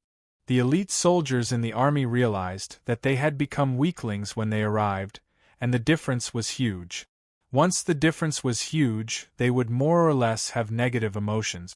As the captain, Xia Jinyuan needed to turn their negative emotions into another emotion that could motivate them to rise up. That was to ignite the courage of every recruit. Courage was an indispensable part of every soldier. Fighting to be the vanguard was the goal of every elite soldier. Xia Jinyuan used himself as a target and let them challenge him. He stimulated their courage and trained hard every day so that they could surpass him, the captain, one day. And he did it. The recruits were inhumanely trained by him, and afterwards, they had to face a wave of disdain from him. That anger was enough to make their liver hurt. G3 had always admired Q King's training methods. Hearing this, he smiled and said, "They both love and hate Q King. Now that they see you as Q King, they will naturally be cautious. If they really encounter Q King, they will be in an even worse state. What I did was just child's play." Yi Qian, who had stopped, began to step on the accelerator. G3 could smell the rubber of the wheels amidst the rumbling of the motor. Are you planning to smooth out the wheels? I can already smell the rubber of the wheels. G3 was worried that the wheels would be worn out if he continued to step on the accelerator at such a high speed. Yi Qian curved his lips and smiled at him. He reversed the car smoothly and flew down the steep slope. G3, who was trying his best to sit still, was pushed back by the sudden reverse speed. As the car swayed, his body was also thrown left and right. He couldn't sit properly at all. Yi Qian, who was on the steep slope, suddenly reversed the car. The recruits in the other 3 cars immediately felt that something was wrong. They could understand why he didn't dare to make a big turn and stayed still, but they couldn't understand why he suddenly reversed the car. There must be a trap. The recruits, who were scared by Xia Jinyuan, were alarmed. The recruit in the first car said. He suddenly reversed from the steep slope and stepped on the accelerator at the same spot. Be careful. It might be a trap. Captain is famous for being sly. Staying still doesn't eliminate the possibility of a trap. Slow down and be careful. Could it be that he knows that the front is blocked and wants to charge backwards? The recruits who were rushing towards the second carriage slowed down their speed and stopped rushing forward. If there really was a trap, they would be the unlucky ones again. They had suffered many losses in the hands of their captain.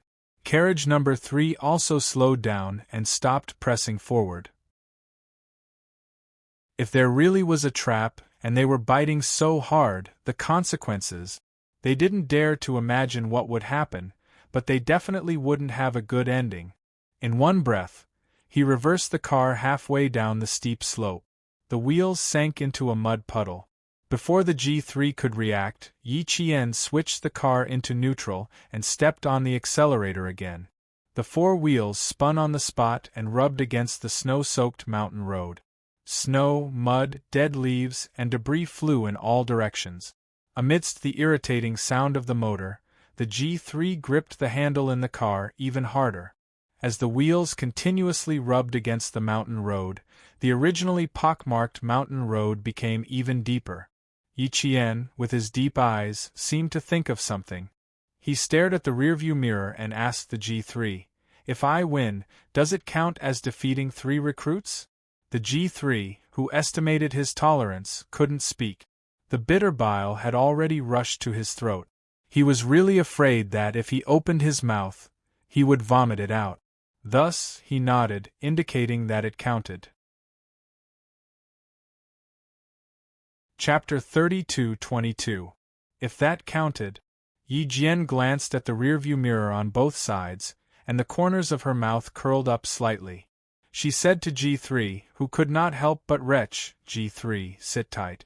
I haven't driven a commuter car in a long time, and my hands are still a little rusty. You have to bear with me." "Rusty? You're being too humble." He didn't need to look to know that his face was ashen. It was all due to his stomach churning. Yi Jian stepped on the accelerator again. Her eyes were cold, and the faint smile on her lips became colder. "If they can't even surpass me, they really don't have the right to challenge King Q." Captain Xia said that she needed a little more ambition. Then, she would have a little more ambition. She defeated 30 recruits in a week. Now, she would defeat the 3 recruits who were close behind her. Vroom, vroom, vroom. The car's motor made a deafening sound. The 4 wheels rolled at high speed. After a minute, there were 4 deep pits on the mountain road. G3, who had forced the bile back down, reached out and pressed the rearview mirror on his side towards the road. When he saw the pit she had made on the mountain road, he couldn't help but laugh. "We'll have to get them to fill in the pit later. With their skills, they'll fall into the pit you made." G3's pupils suddenly contracted. He looked at the cold female soldier in disbelief. "Qingniao, you plan to make them all fall into the pit? This is the mountain." Falling into the mountain would cause the car to flip. Yi Qian didn't deny it. He said calmly, "They treat me as Q King and issued a challenge. Naturally, I have to accept the challenge. As for whether they will flip down the mountain or not, That will depend on how high their level is. The entire road is 5 meters wide. The largest turn is 6 meters wide. If they can't even avoid a few pits on such a wide mountain road and cause the car to flip, with their level, they still want to challenge Q King? The warrior we're driving now is good at cross-country. It can climb hills, cross rivers, and flip pits. The smallest turn radius is 12 meters and the depth of the water is 0. The mountain road we're driving on is so wide. As long as their level is up to standard, they can completely avoid it. Even if you really fail, it's because you're not as good as others. She had already calculated everything.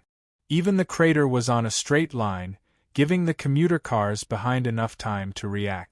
If they were to fail like this, they would have to train for another year or so before challenging Captain Xia. After all, her current level was not comparable to Captain Xia's. The military off-road vehicles had beaten him a few times. G3 was speechless when he heard that. That was right.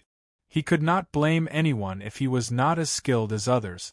He could only blame himself for not being as skilled as others. He had to admit that he had failed. However, looking at the location of the pit, as long as it was discovered in time, the car wouldn't overturn. If it wasn't discovered in time, or if it wasn't handled properly, then it would be better to save the car if it overturned. Yi Qian turned on the radar and pulled up the route of the entire mountain training ground. He saw a few zigzags and S-shaped mountain paths. He stepped on the accelerator twice in a row to raise the horsepower rhythmically. Then, he stepped on the accelerator heavily. G3's body leaned back first, then suddenly leaned forward. Yi Qian drove the warrior commuter car out of the pit created by the wheels. Then, he sped off and made a 180-degree turn. Yi Qian drove the commuter car with the momentum of a tank. After a minute, the place where he stopped was a mess. The thick snow on both sides of the rugged mountain road was splashed with mud. The pure white snow was covered with a thick layer of yellow mud. Chapter 32:23. The speed of the car was very fast. After rushing up the steep slope, the G3 still hadn't caught its breath. Yi Jian then sped up and made a 180-degree turn. Even he, who was sitting in the car, didn't have time to react, let alone the few commuter cars that were following closely behind. The move came out of the blue and caught the rookies at the back off guard. By the time they reacted, the car in front had already sped up the steep slope and disappeared before their eyes. G3 used the car's microphone to contact the surveillance center. Qing Niao plans to set them up. I think the car will flip over. Just in case, let's send someone to prepare first. If something really happens, we'll be able to rescue them immediately. The sound was not continuous. Instead, it paused after the car jolted violently. The comrades in the surveillance center heard that and immediately zoomed in on the spot where Yi Qian stopped on the steep slope. Good Lord, it's a trap. There were 4 very deep pits. If the speed was too fast and they were not careful, they would fall into the pits. Under the huge inertia, the car could flip over. Wei clapped his hands and cheered. Good, good. As expected of Qing Niao. Amazing. You're still cheering? Quickly inform a few brothers to provide support. If the car flips over, the rookies inside will suffer some flesh wounds. Pigeon's heart was a little tense. Qing Niao seemed to have overestimated the rookies' standards. The rookies that were selected were indeed top students, but how could they be as proficient as Qing Niao? For example, the rookie in car number 1 was a prodigy. He graduated from the University of Science and Technology of China at the age of 17. Needless to say, his professional standards were excellent. He had represented the country and won several awards.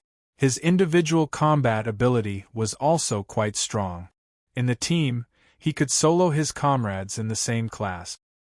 His marksmanship was the best in the team for 2 years in a row. His military qualities and capabilities were considered excellent. However, no matter how good he was, he had never driven a commuter car in the previous army. He had driven off-road vehicles and transport vehicles before. The rookie in car number 3 had driven a commuter car before, but he had his own specialization. If you asked him to compete with Y and X to see who could hack a big website first, he would definitely be better than them. His reaction was also quite fast, especially his marksmanship. It could be said that if he claimed to be second among the rookies, no one would dare claim to be first. But he was still not as proficient as Qin Miao, who was proficient in all 18 types of martial arts and could use them all. Pigeon immediately contacted Xia Jinyuan and reported Yi Qian's plan to him. In exchange, Comrade Xia Jinyuan smiled faintly and said, "Then send our brothers to guard the car. If the car overturns, rescue them. Take care of the minor injuries yourself. We will help with the major injuries. If there are any broken bones, just send them to the hospital." As for whether or not there would be any life-threatening accidents, it was not uncommon for there to be life-threatening accidents in the Shuiyu base. It would depend on the individual's ability to avoid the danger. Why did the 30 new recruits submit to him as their captain? Yet they refused to lower their head. To put it bluntly, they were once the pride of the heavens, only to realize that they were nothing when they came here. Their original unit had coaxed them and treated them with respect, but when they came here, they all became coward. The difference was something that even he, who had been parachuted here, could not accept. He could not accept it at the time, but it was his duty and he knew that he had to improve the situation. However, the recruits were different. Each and every one of them was selected from various military regions and branches of the military. They were worthy of being called elites. Just by their achievements, which one of them could be called beautiful. Almost all of them had received awards, and all of them had performed meritorious deeds.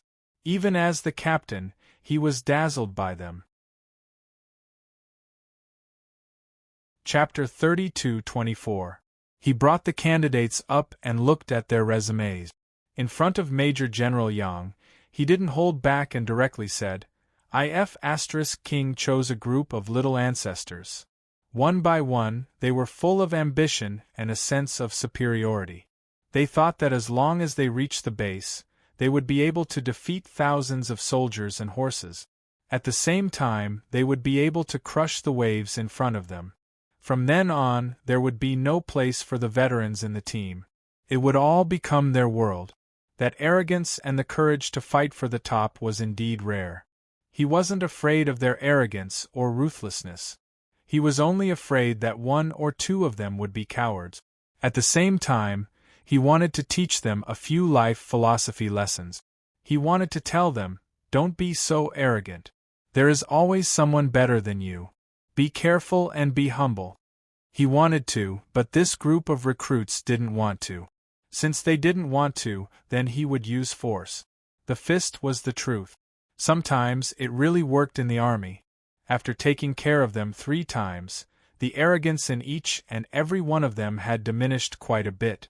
Their negative emotions would rise one moment and then they would keep a low profile the next. After being taught a lesson again, they were provoked by his contemptuous gaze. Each and every one of them was suppressing a ball of fire in their hearts. They swore together that they would definitely defeat this captain and make him obediently say in front of the whole team, "Sorry, I was wrong." Let him admit his mistake? Sure, let's defeat him first. Before defeating him, let's see if they can defeat Qing Miao. If they couldn't defeat her this time, don't blame him for giving them a contemptuous look again. Tell Qing Miao to not be merciful. Beat each and every one of them until they're covered in cuts and bruises. As the captain, I really need her help. The recruits who didn't know that they were waiting to be despised once again rose up to pressure Yi Qian. When Yi Qian stopped at the steep slope, they misunderstood that Xia Jinyuan was deliberately provoking them and looking down on them. The anger in their hearts was so stifling that their internal organs were burning. If he stops again, we'll rush up directly. Who cares if he stops or not? Let's force him to a dead end first. Recruit number 1's gaze was like a cold knife. With a fierce expression, he took the lead and rushed up the steep slope. Today, he had to force the captain to a dead end. Okay. Let's charge together. Let the brothers blocking the road below increase the horsepower and rush up. The brothers above should also dive down directly. Let's make it so that he has no way out. The special military vehicle training base occupied 2 mountains. When Yi Qian drove G3 into the mountains, he saw a few vehicles in front of him practicing climbing up the slope.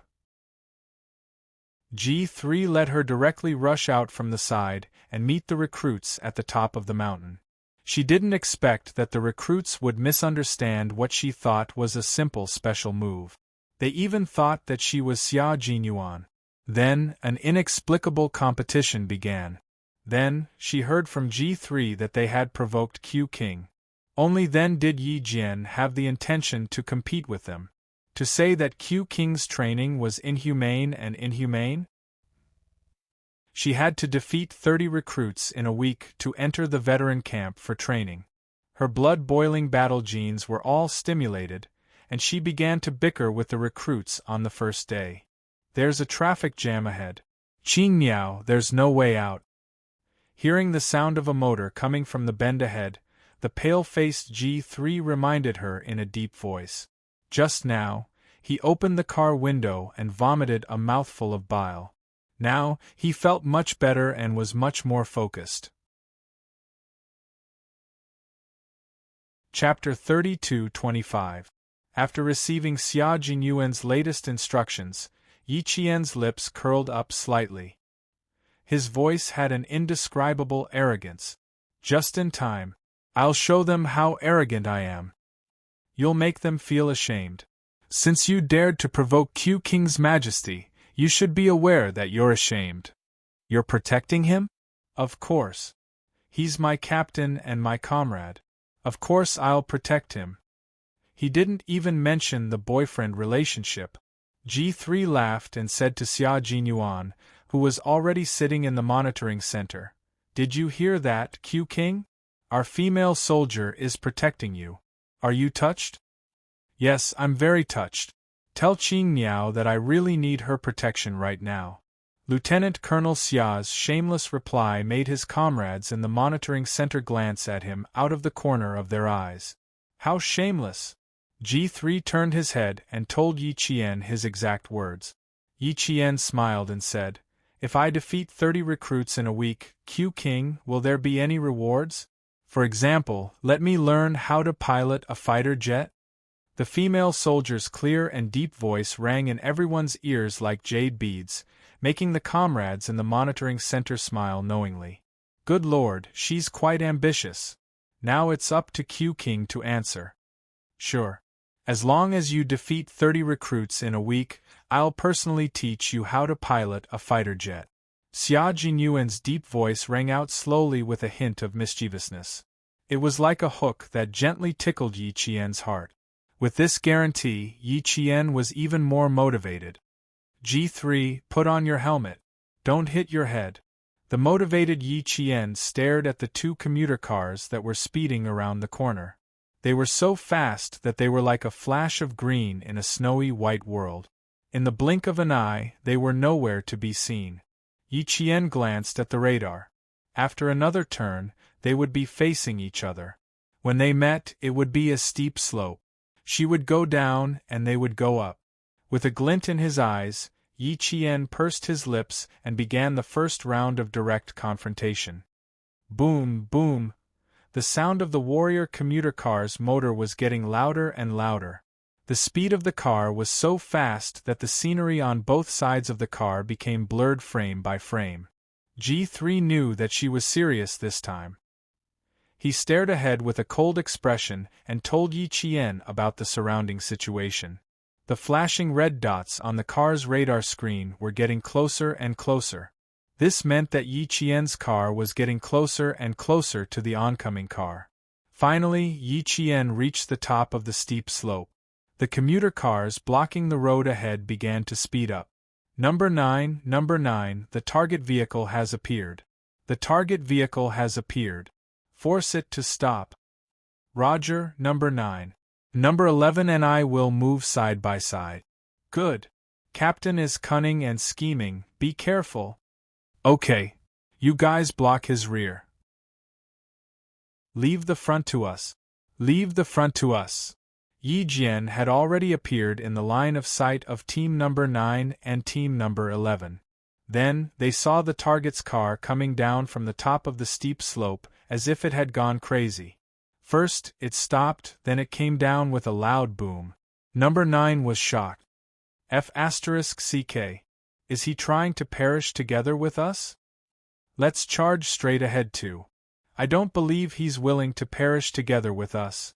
Recruit number 10 didn't believe in superstitions. If they were going to charge, they would charge together.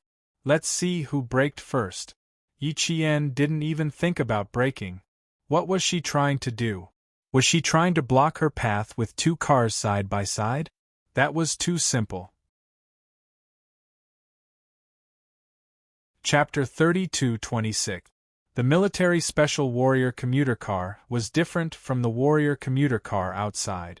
It was better at climbing, crossing hills, and flipping over pits than the average commuter car.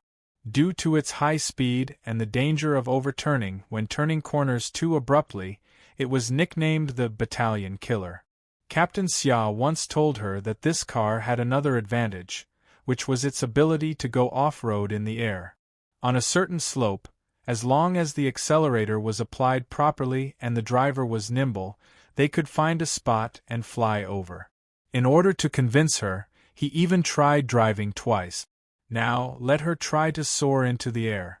Number 9 and number 10 rushed up from the bottom of the slope.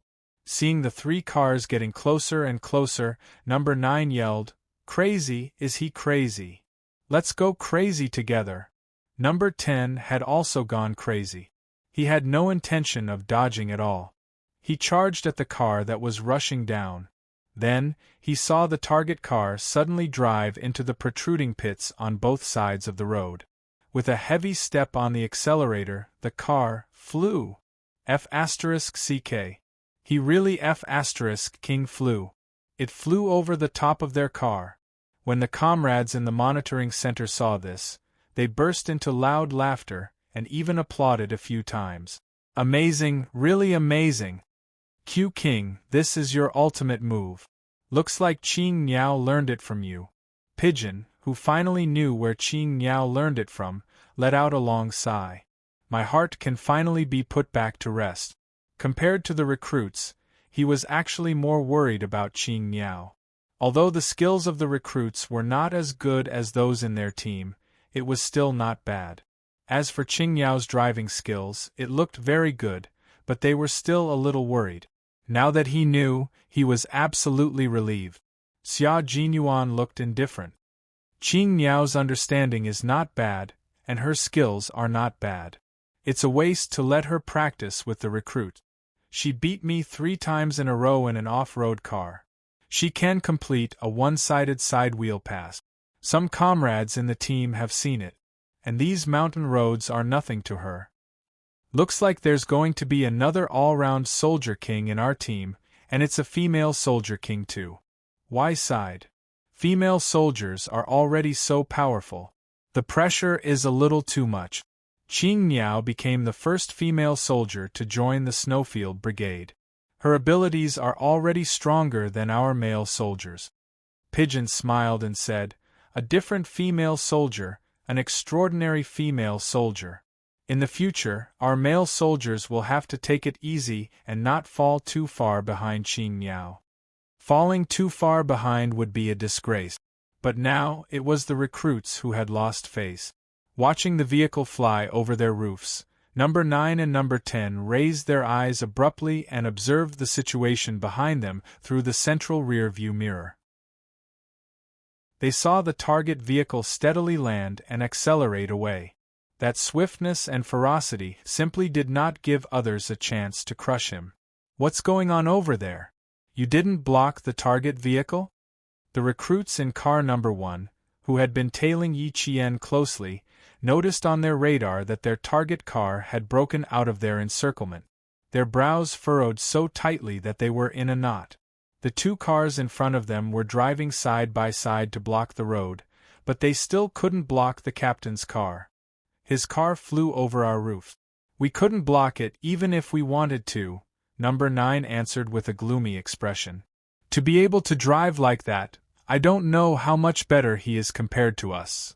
They thought they could definitely block the captain, but in the end, the result was cruel and realistic. The recruits in car number 1, car number 2, and car number 3 were stunned for a long time after hearing that. Flying over the vehicles. Indeed, they couldn't block it. Then, another group of comrades said, 5 of your cars couldn't block the captain?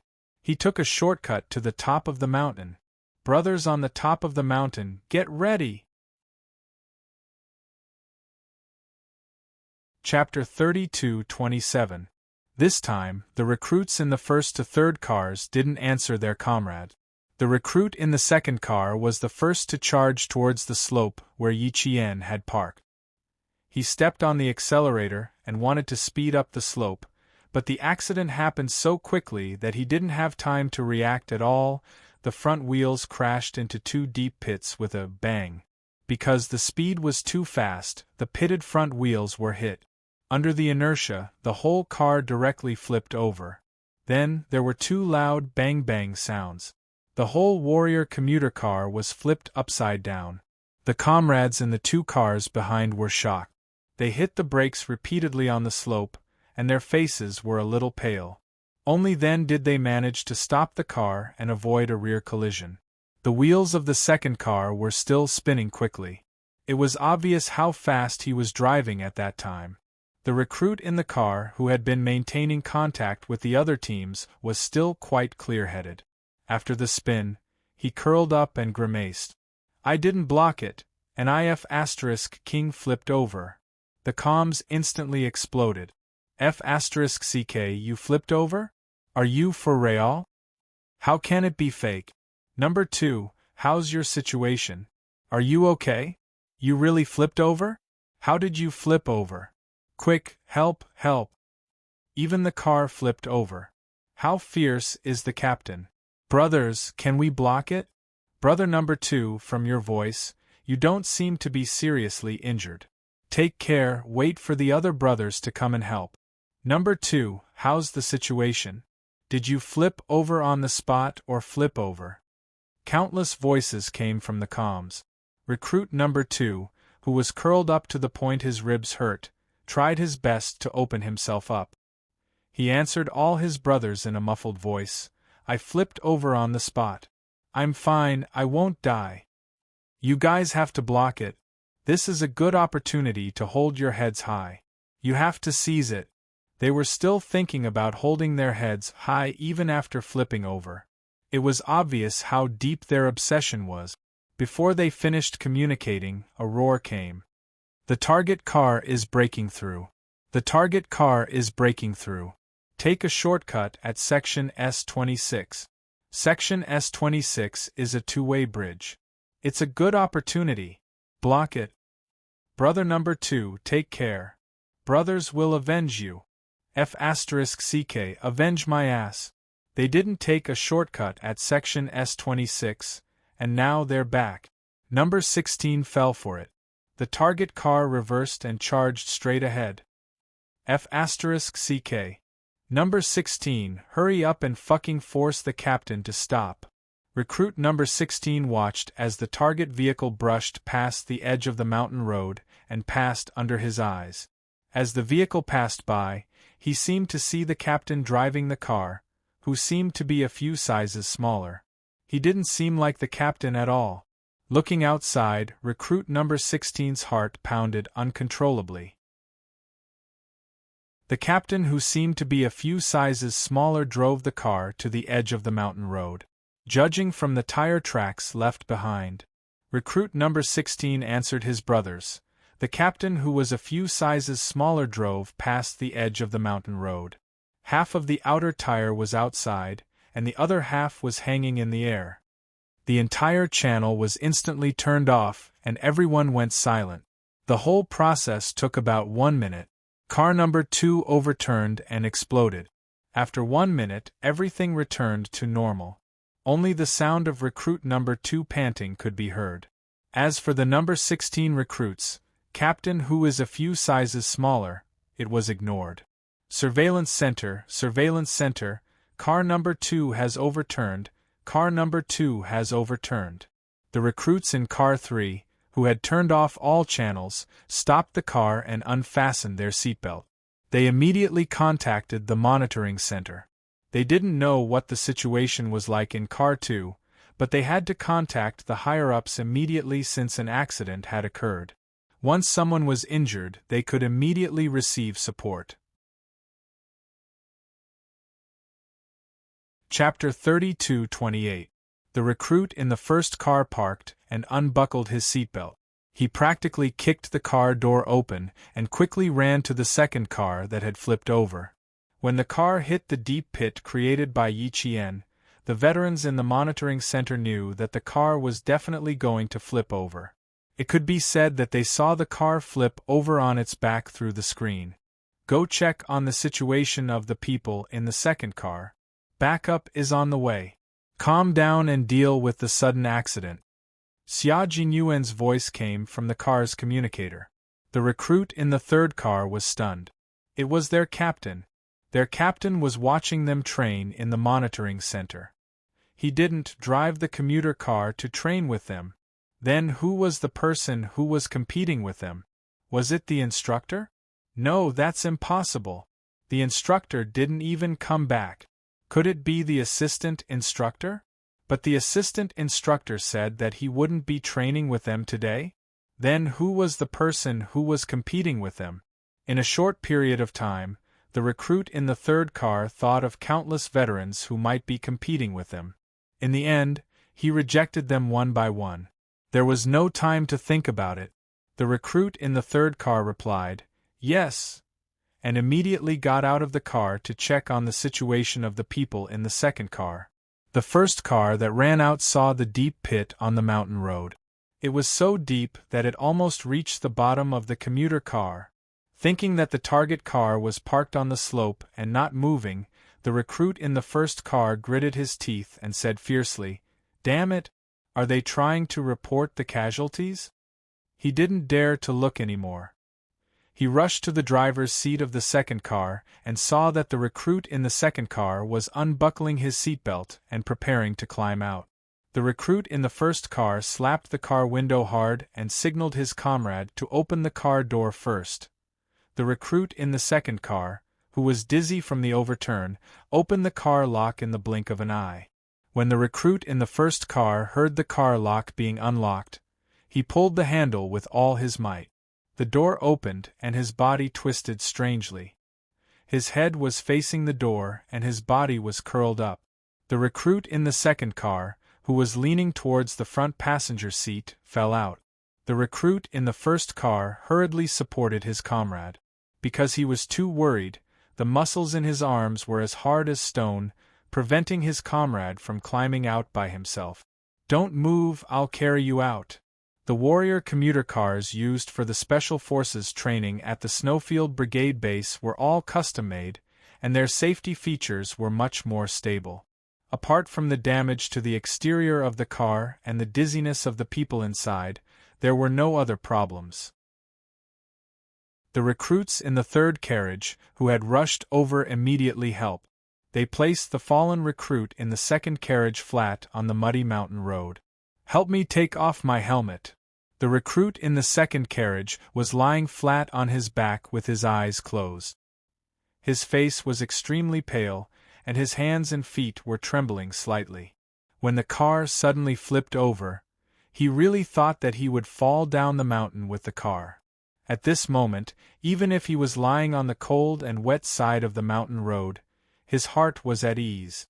His life was finally picked up. He did not lose it. The recruit in the third car took off his comrade's helmet and asked with a tense expression, "Is there anything wrong? Don't hold it in.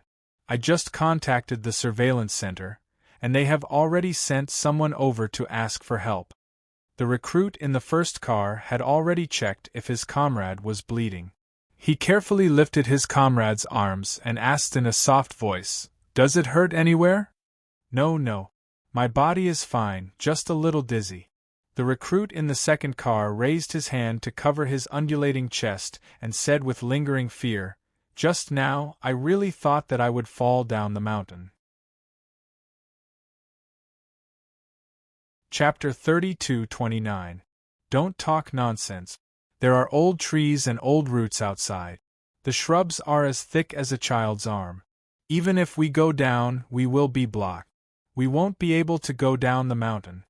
Car number 3 saw that his comrade's face was pale, but his speech was clear. There were no major problems with his body. Only then did he relax. Lie down and rest. Wait for the rescue team to arrive before you get up. The competition hasn't ended yet. There's no need for rescue. I'm fine. I was just shocked. Car number 2 was still thinking about the competition. He immediately asked, "What's the situation now? Is the road blocked?" When your car flipped, the two of us quickly jumped over. We really don't know what's going on in front. Leave the competition to us. Why are you still thinking about the competition when you're already like this? Even though you're not bleeding, you should still go for a checkup. Car number 1 was bending his comrade's legs. Does it hurt? It doesn't hurt, it doesn't hurt. I'm really not injured. After catching his breath, car number 2 didn't lie down anymore. He supported his body with one hand. He knew his body's condition better than anyone else. I'm really fine. Let's go. I'll sit in your car. Aren't you afraid that you won't be able to beat Captain today? Car number 3 saw that his comrade's face was gradually recovering. There were no problems with his limbs and neck. He knew that he wasn't injured. He patted his comrade who still wanted to compete. His gaze swept across the faces of his two comrades. This isn't a competition to begin with. There's no need to continue. Car number 1, help him walk a few steps. I'll go tell the other comrades that there's no need to block the target's car. Car number 1 couldn't take it anymore. He ground his teeth. We have to compete. Motherf ****, look at the deep holes. They were made by him. I was wondering why he didn't move. It turns out that he was already playing tricks on us. If you have the ability, then do it openly. What's the point of playing tricks? Car number 2, whose car had flipped, heard this. He didn't sit down and slowly panic. He immediately stood up and rushed to the flipped car to check it. As expected, the 4 deep holes were all made by the wheels. Because he was too fast and didn't pay attention to the deep holes while going up a slope, his front wheel was the first to sink. The inertia caused the car to tilt forward, causing it to flip. I was wondering how he could flip while going up a slope. It turns out he was tricked. No, this competition can't end. There has to be an end to it. He's already been tricked into overturning the car, and he still wants to report the casualties? The inhumane training before was one thing, but what is this? This is murder. The angry recruit in the second car spoke without thinking. The recruit in the third carriage was much more mature. He scolded, "Shut up." These are all considered avoiding danger. What kind of nonsense are you spouting? There are so many dangerous situations on the mountain path, and there are even more dangerous ones than this. How dare you talk about murder? Why don't you say that your skills are not as good as others and that you don't know how to react in advance? After being reprimanded, the recruit in the second carriage knew that he had gone too far, but he couldn't swallow his anger. He bit his cheek so hard that the muscles on his cheeks could be faintly seen. Thinking about the various dangers and obstacles on the mountain road, as well as the various special training on the training ground, the recruits in the first carriage also fell silent. His comrade was right. Who could he blame for not knowing how to react in advance when his skills were inferior? Seeing that his two comrades had gone silent, the much more steady recruit in the third car said, "I also want to tell you two some bad news. The captain that we want to defeat is currently sitting in the monitoring center watching us compete. In other words, the person we are competing with is not the captain, nor is it the instructor or the assistant instructor." Chapter 32:30. I don't know who it is either. Recruit number 3 widened his eyes. It's not Captain? Then who is it? I don't know who it is. That's why I said this is a meaningless contest. After recruit number 3 finished speaking, he heard the sound of a powerful engine coming from behind. He saw a Lynx all-terrain vehicle that could travel on any terrain speeding over. In just a few blinks of an eye, it was in front of them. Xia Jinyuan, who was sitting in the military green camouflage all-terrain vehicle, jumped down from the passenger seat. His noble aura was like that of a monarch patrolling his territory. When his shiny military boots stepped on the mud, it made people feel that a red carpet should be laid out to prevent his boots from getting dirty. He first walked in front of recruit number 2 with an elegant smile on his lip. Without saying anything, he waved his hand to signal the other 2 recruits standing beside him to move further away. When the 2 recruits saw their captain, who they were both afraid and respectful of, come out, they immediately moved 3 steps away from recruit number 2. Seeing this, Xia Jinyuan waved his hand again, indicating that the distance was not enough and that they had to move further away. Recruit number 1 and number 3 looked at recruit number 2 sympathetically. Sorry, brother, it wasn't that they didn't want to help, but their captain's aura was too strong. Even if he didn't say anything, they could feel the terror of a gun pressing against their temple. They could only silently move away. The Snowfield Brigade's Q-King's aura had always been shocking.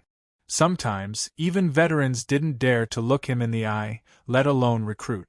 Recruit number 2 knew he was going to be scolded this time, and it wasn't a normal scolding. It was going to be a fierce, fierce scolding.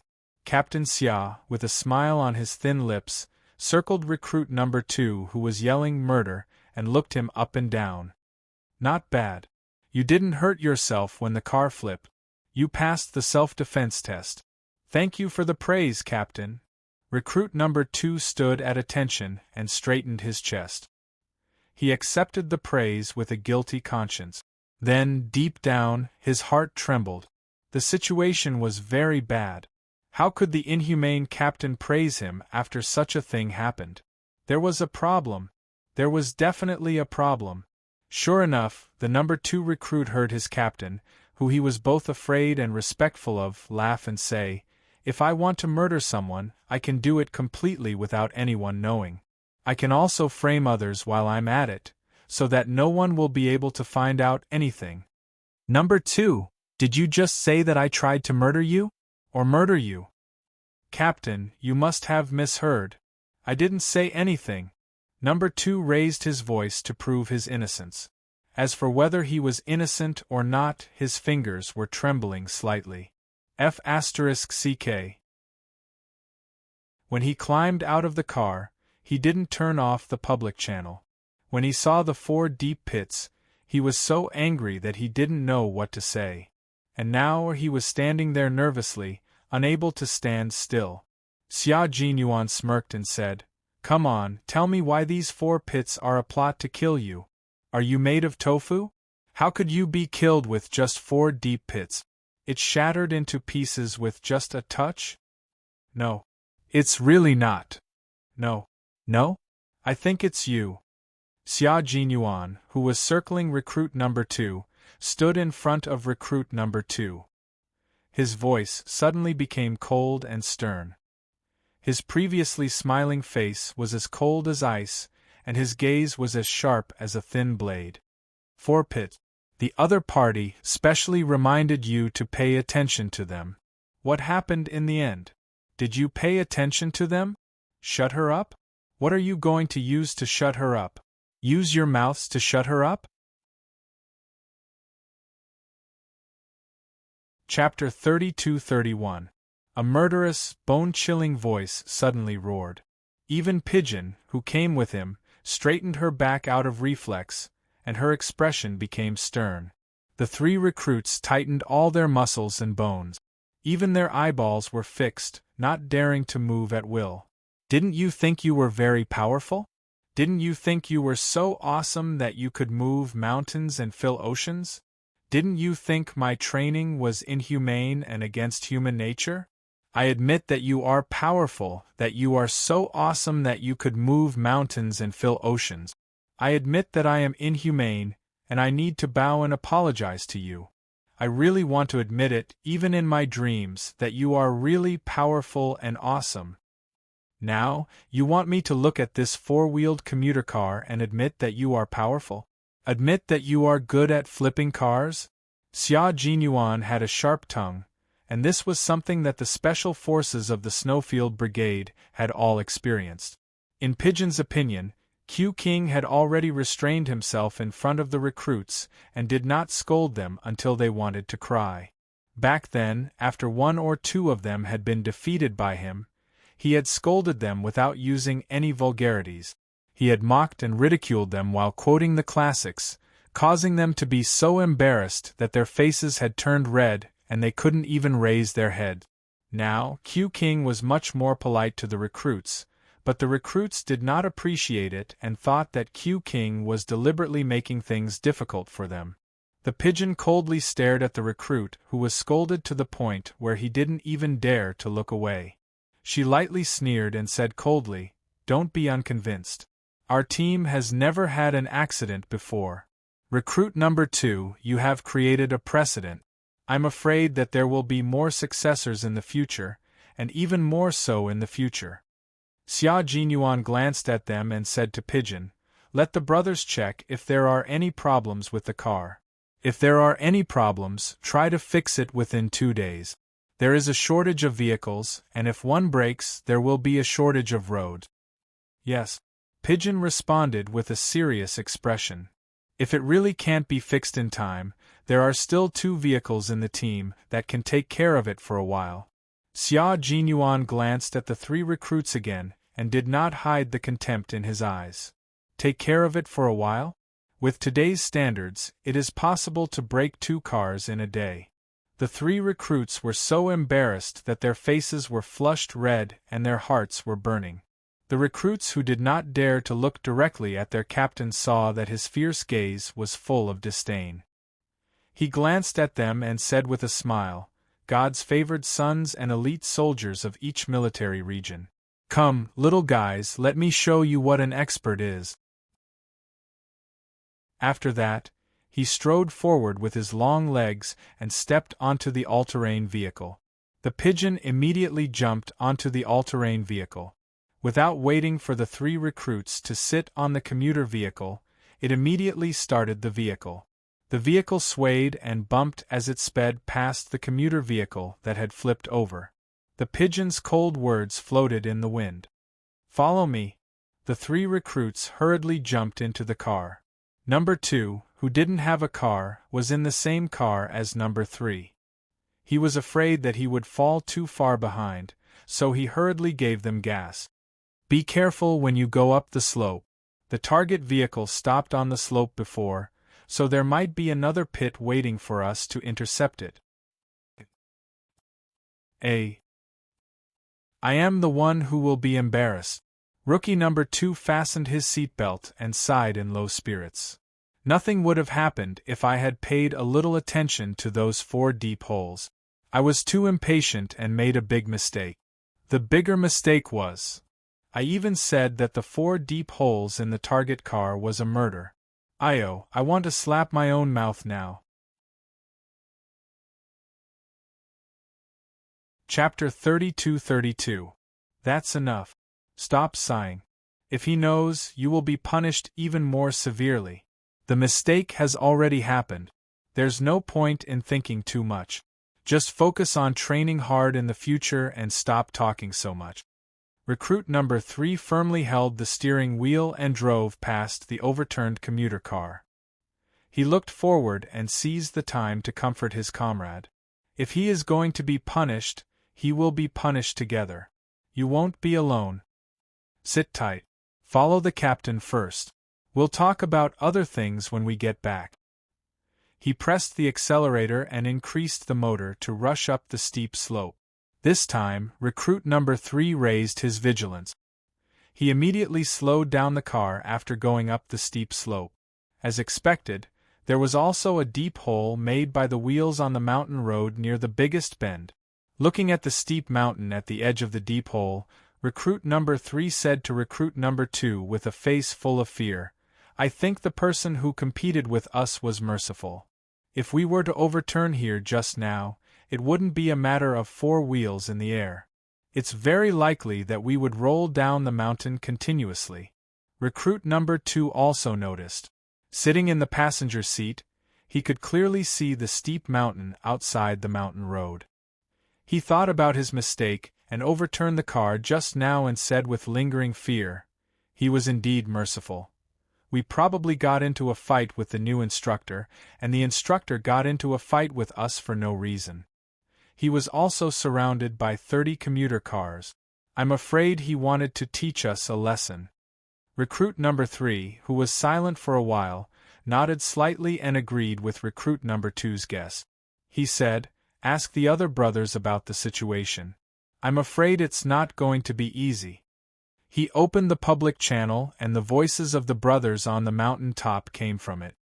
"We can't block him anymore. He can even drive sideways." The rear of the car swept and we all retreated.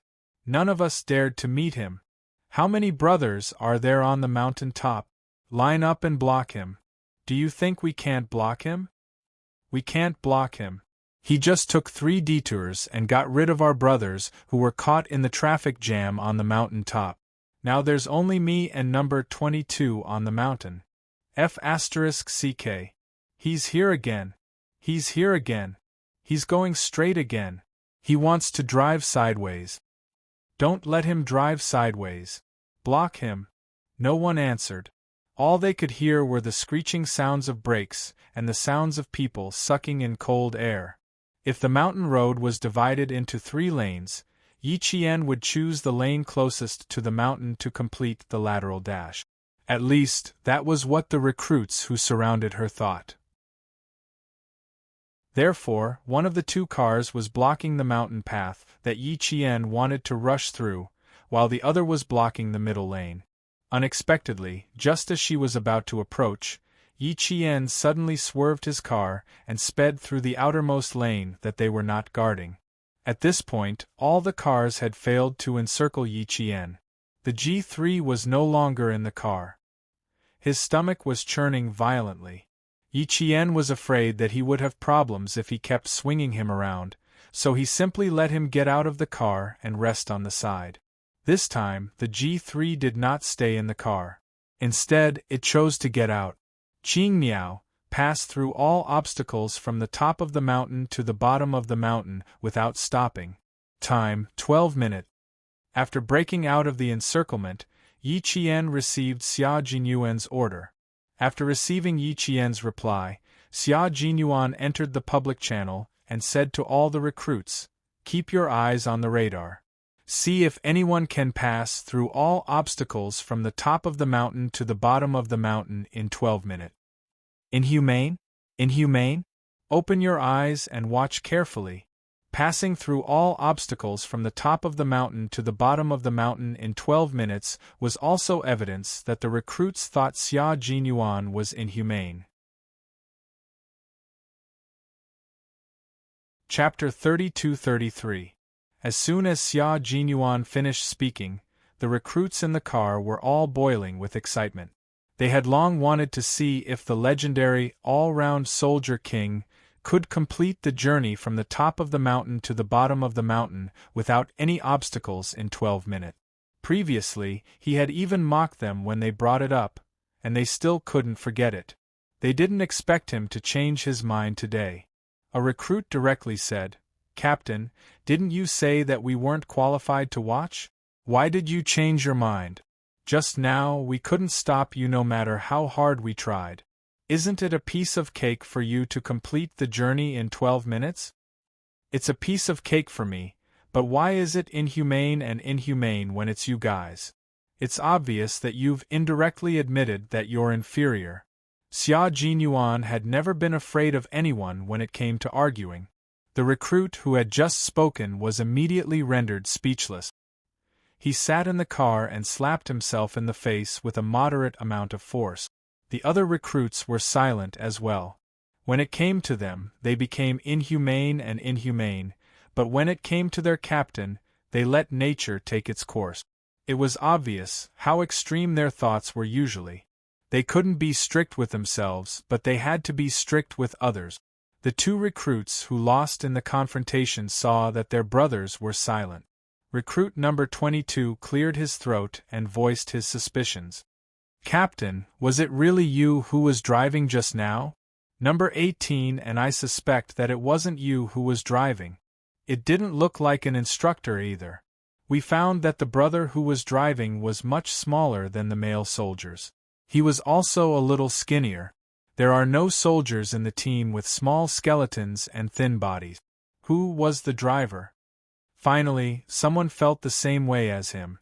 Recruit number 16 said, "After brother number 2 overturned the car, I said that the captain who was driving was a few sizes smaller, but none of you responded to me. It seems that I wasn't wrong. The driver really wasn't the captain. It really wasn't the captain. It might have been the instructor who was hired." Recruit number 1, 2, and 3 didn't join in the conversation. They didn't dare to speak before the captain spoke. All the recruits were silent again. It wasn't the captain? The captain who was driving? The one they surrounded wasn't the captain? F***ck. Then who was it? There was silence in the channel. After about 30 seconds, Xia Jinyuan said, "Indeed, I wasn't the one who drove. However, you were the one who issued the challenge. The soldiers who were targeted by you were inexplicably challenged by you. We'll know who it is when she rushes down the mountain." It really wasn't the captain. If it wasn't the captain, then they were even more embarrassed. They said that they were elite soldiers selected from each military region. 2. The faces of the silent recruits started to heat up. Seeing this, the special forces in the monitoring center burst into even louder laughter. 2. It wasn't a male soldier, not an instructor, not a special soldier in the team. It was a female soldier who had just joined the team that day, and she was still a military school student. Even I want to join in the fun and see what the recruits' expressions will be like. Hey, should I bring a camera over and take a picture of their exciting expressions? Why couldn't hold back his desire to join in the fun. Staring at the monitor screen was no longer enough to satisfy him. Chapter 32-34. You don't have to go to the scene. Just move your toes and you'll know what their expressions will be. Qing Niao's master is Q King's disciple. They can't even beat his disciple, yet they still want to challenge Q King. I really want to give them a word. What word? Idiot. His comrade's conversation made Wei laugh uncontrollably. That's right. It's true. However, the recruits could not laugh anymore. After they took the unobstructed mountain path down, the radar of the vehicle parked at the top of the mountain started flashing. Then, the red radar moved at high speed on the mountain path. From the radar track, they could see that the vehicle was moving very fast. It was as if it was charging with no regard for its life. He's coming, he's coming. He's approaching the first obstacle. Let's see how long he'll take. 12 minutes. I doubt Q King can do it. Even if he drives normally, it'll take him 25 minutes. Don't doubt it. When have you ever heard the captain talk nonsense? He said 12 minutes. I'm afraid he can really do it. Our fastest speed is only 18 minutes. If he can do it in 6 minutes, I have nothing to say. Me too. The public channel that was originally open was turned off. Everyone's communication system was turned off by the monitoring center and the discussion disappeared. Number 3 and number 2 sat in the same vehicle. The two of them could still look at the radar screen while whispering to each other. They're approaching the first obstacle. He didn't slow down. Number 3's expression was serious. He would always slow down when he reached this point because it was a rocky bend. It was an S and Z-shaped rocky bend. If he did not slow down, he would crash into the boulder if he could not handle it. However, there was no commuter vehicle competing with them. If they did not see that the opponent was driving a commuter vehicle, they would have thought that the opponent was actually driving an all-terrain vehicle in the race. He's charging through, he's charging through. He's charging through at the same speed. Seeing the radar spot rush out of the rocky bend without any change in speed, number 2's shock was not small. He was so shocked that his eyes were wide open and he did not know what to say. He was not the only one who was like that. Everyone, including the special forces in the monitoring center, was like that. After passing the first obstacle, there was a second one. Yi Qian, who was driving the commuter bus, had already shocked the 30 recruits before they even met them. As they drove down the mountain, Yi Qian's eyes became brighter and brighter. Just as Xia Jinyuan had said, once she entered the Snowfield Brigade base and faced the huge training ground, she had completely let herself go. In less than half a day, she had integrated herself into the environment and did not feel unfamiliar at all. Xia Jinyuan did not go down the mountain. After he received the G3, the three of them sat in the car together with Pigeon and quietly watched the radar that represented Yi Qian's car. Xia Jinyuan raised his head and looked in the direction Yi Qian would pass by. He saw a black shadow whizzing past him. It was Yi Qian's car. Looks like Yi Qian can really learn how to pilot a fighter jet this time. Pigeon laughed. Q King, you've lost. I've lost? Do you think I don't know if she will win? Xia Jinyuan raised his eyebrows and stretched lazily. He said to Pigeon, let's go, brother. Let's take a shortcut down the mountain and chat with the recruit. The Mountain Cat all-terrain vehicle was also a very powerful vehicle. Pigeon took a shortcut and drove down at a speed so fast that the cold wind blew past his face.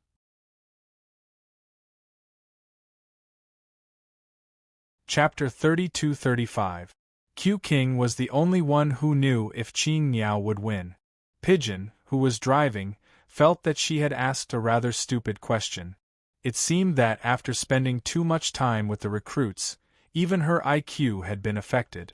The all-terrain vehicle's speed was not slower than the commuter car. In addition, its performance was also better than the commuter car. Pigeon, who had taken a shortcut, quickly caught up to Yi Qian. Yi Jian was fully aware of the passage of the fourth obstacle. Watching the commuter car speeding past in front of her eyes, Pigeon, who was waiting for her, sighed, G3, it was really hard for you just now. It's really uncomfortable to sit in the passenger seat at such a speed. How is it? Do you still want to throw up? G3's complexion did not look too good. His hands were still covering his stomach. His two thick eyebrows were furrowed, revealing a hint of discomfort.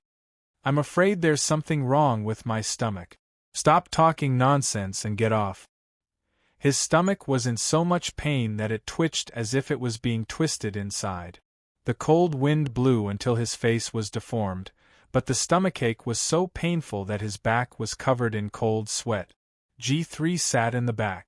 When he got on the car, he tried his best to pretend that nothing was wrong. Xia Jinyuan was angry because of the recruit incident, and Pigeon was moved by Yi Qian's simple but practical trap. The two of them did not pay attention to G3's complexion. When they heard this, the two of them turned their heads with a swoosh and saw that G3's face was extremely pale. Why, inform K7 to come to the training ground immediately. Hurry! When Xia Jinyuan saw this, he did not hesitate and immediately contacted the monitoring center. G3's stomach is in pain. Every Special Forces soldier in the Snowfield Brigade had some old ailment. G3 had it, Pigeon had it, and Xia Jinyuan naturally had it as well. K7, who had become a medical examiner, received the notification and rushed to the infirmary to pick up G3's most commonly used stomach medicine.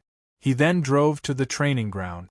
When G3 returned from Estonia, he went through a full body checkup, and his stomach was checked again. There was no change. K7, who had seen his body checkup report, said that G3's diet had to be normal. Otherwise, the frequency of his illness would increase. However, He hadn't had dinner in the car since he had rushed back from his hometown the day before. He hadn't eaten anything today, and had even poured himself a few mouthfuls of cold water. Then, he had been tossed around in the car so violently that he had vomited out bile. With all these factors stacked together, his gastric problems had started to act up. Pigeon knew his comrade's situation. He couldn't drive the mountain bike too slowly, but he couldn't drive too fast either, so he slowed down the speed, afraid that if he drove too fast, the G3 would be bumpy and hurt him even more. G3 was a tough guy. Seeing this, he said, "It's better to deal with the pain quickly. Drive down the mountain quickly. K7 will pick me up at the bottom of the mountain with the medicine." The Snowfield Brigade's base was located in the forest, and it took about 10 minutes to drive the K7 from the infirmary to the training center. The team's usual mode of transportation was an all-terrain vehicle. K7 sped all the way there, racing against time. The recruits who were staring intently at the radar screen had completely forgotten about their inhumane captain. They all stared intently at the two of them, not even daring to blink. Every time Yi Qian passed through obstacles at the same speed, or sometimes even faster, a group of elite recruits couldn't help but shout, "Good." It was a pity that the public channel was closed, or else the entire channel would explode. He must be a senior sergeant. I'm impressed by his skills. Brute force, this is brute force. Be careful, be careful. There are 2 consecutive turns ahead. Don't flip over, don't flip over. F***CK, it's only been 7 minutes, and we're already halfway down the mountain. Chapter 32-36. They couldn't discuss it through the public channel, so they were all staring at each other in their own cars. They even had to clench their fists and talk to themselves. They really couldn't hold it in. It was too awesome. If they didn't say anything, their mouths would be in a panic. They had to say something to make their hearts and mouths feel better. Pigeon rushed down the mountain in a straight line. After seeing Yi Qian's car for 3 times, she was left far behind. G3 told him to drive faster, but how could he really drive as fast as he could? If he overturned at this speed, G3 would be in pain. Yi Qian, who had completely let go of herself, had a burning passion in her eyes. She held the steering wheel with both hands and operated it nimbly. Sometimes, she even used her palms to turn the steering wheel quickly. The steering wheel in her hands was like a top that spun left and right. She was in control of the entire process. Time ticked by. Yi Qian, who was nimbly operating the car, didn't pay attention to the time from time to time. She would occasionally look at the dashboard. She didn't need to pay attention to the time. She only needed to maintain a certain speed to arrive at the foot of the mountain on time. Vroom, vroom, the sound of the car's motor traveled down the mountain. It went from completely inaudible to faintly audible, then to clearly audible. The recruits at the foot of the mountain knew that the veteran driving the car was getting closer and closer to the foot of the mountain. G3 heard the sound of the motor getting further and further away from him. His face was pale, but he could still smile and speak. "I wanted to welcome our female soldiers at the foot of the mountain. It looks like it won't work. They've already overtaken us. With your speed, don't expect to catch up. Hold your stomach, bro. Qing Niao will be training at the base for the entire winter break. You'll have plenty of opportunities to experience it." Pigeon saw that he was still thinking about Yi Qian's exciting performance, so she said helplessly, "Next time, I'll let you compete with Qing Niao to make up for today's regret." "That's a good idea.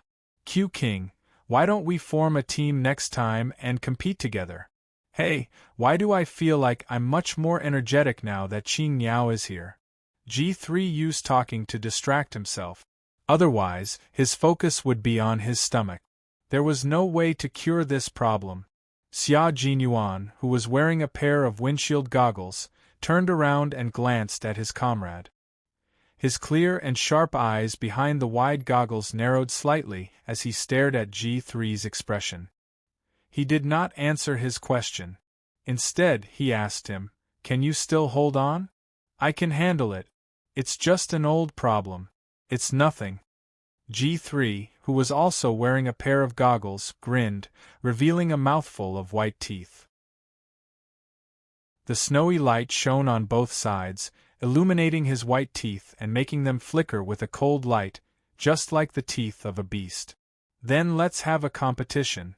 Let those recruits, who think that completing the entire passage in 12 minutes is inhumane, open their eyes wide and see if they can do it. It's not yet time for the whole team to be mobilized to deal with them. Don't worry, we still have to torture them." Xia Jinyuan retracted his gaze and looked at the time. 10 minutes had passed. Qing Miao was already close to the foot of the mountain. If he didn't calculate incorrectly, she was about to complete the last obstacle passage. Yi Qian, whose eyes were shining, had indeed completed the last obstacle passage. Xia Jinyuan said that it would be within 12 minutes, but he calculated the entire distance and speed, and controlled the time to be within 11 to 12 minutes. The recruits who were watching the radar closely saw that the red radar dot had completed all of its tracks and was about to appear in front of them. Everyone's hearts were actually tense, so tense that even their heartbeats seemed to slow down. They didn't dare to have too big of an amplitude. Chapter 32-37. The radar dot never slowed down and continued to charge downward. Behind the radar dot was a green radar track, indicating that the opponent had already completed this part of the route. 11 minutes. He only used 11 minutes to complete the obstacle passage from the top of the mountain to the bottom of the mountain. He only used 11 minutes. 11 minutes. He actually only used 11 minutes. Captain said to complete it within 12 minutes, but he actually only used 11 minutes. Looks like he really can complete all the obstacle passage within 12 minutes. Captain really didn't make things difficult for us on purpose. He really can do it. If he can complete it in 11 minutes, then it's even more possible to complete it in 12 minutes. He didn't make things difficult for us. He really can do it.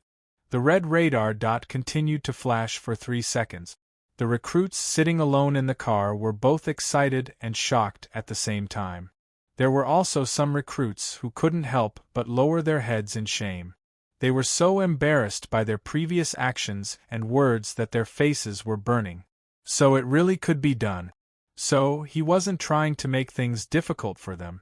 12 minutes later, Yi Jian's car appeared at the foot of the mountain on time. When the commuter car rushed out from the mountain intersection with a rumbling sound, the recruits who were reviewing themselves in the car all raised their heads and saw a warrior commuter car that was exactly the same as theirs rushing out. With a nimble stop, it directly rushed to the center of their entire semicircle and stopped steadily. The 29 commuter cars driven by the recruits formed a semicircle around the mountain exit. Yi Qian, who had stopped the car, curled the corners of his mouth slightly. She had to defeat 30 recruits in order to be able to train with the veterans. She didn't know if she could be considered to have defeated 30 recruits today. Probably not. With Captain Xia's personality, it was possible for her to defeat 2 or 3 recruits, but it was impossible for her to defeat all of them. In front of her were 29 commuter cars in a semicircle, waiting for her to descend the mountain. Taking off his helmet, Yi Qian opened the car door and got out of the car. He smiled and waved at his comrades who were still sitting in the car, preparing to get out, or had already gotten out of the car. The mountain was quiet to begin with. At this moment, the recruits all carried a respectful attitude. They were so quiet that they even held their breaths as they waited for the veteran to arrive within the next 11 minutes. This caused the atmosphere to become even more solemn and quiet at the same time. The female soldier who walked out stood in front of the vehicle where everyone could see. Her short hair fluttered in the snowy wind. Her face was as bright as the moon and as beautiful as a flower. Her beautiful face made all the recruits' pupils constrict, and then they all stared at her. Because he was too surprised, He used too much force when he stared, and his eyes bulged a little from their sockets. A woman! A woman! Female soldiers! A very, very young, very, very beautiful, very, very handsome female soldier. F***ck. A female soldier? He wasn't a veteran. It wasn't a male soldier. She was such a young female soldier.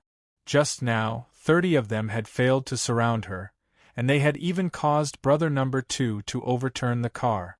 Such a young female soldier had shaken off all of them and rushed to the top of the mountain. Such a young female soldier had completed what they thought was purposely difficult and impossible to pass through the obstacles from the top of the mountain to the bottom of the mountain within 11 minutes. Everyone was stunned and dumbfounded. The recruits sitting in the car kept their hands on the car handle, maintaining their posture of preparing to get out of the car, as though they were petrified. As for the recruits who had already opened the car door and stepped down with one foot, they stared and slowly and gently stepped back onto the ground. They just stood there and didn't make any further movements. The recruits standing by the side of the car maintained their backs straight. They stood motionless like statues in the cold wind. So it was her and not him.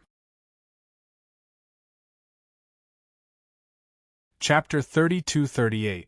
At this moment, the mountains and trees were still. The pure white snow was silent. The snow-white sunlight shone on the female soldier's beautiful face. What they saw was not only her beauty, but also the majesty of a soldier. She was as majestic as a mountain, as deep as the sea, as vast as the stars, and as straight as a steel spear.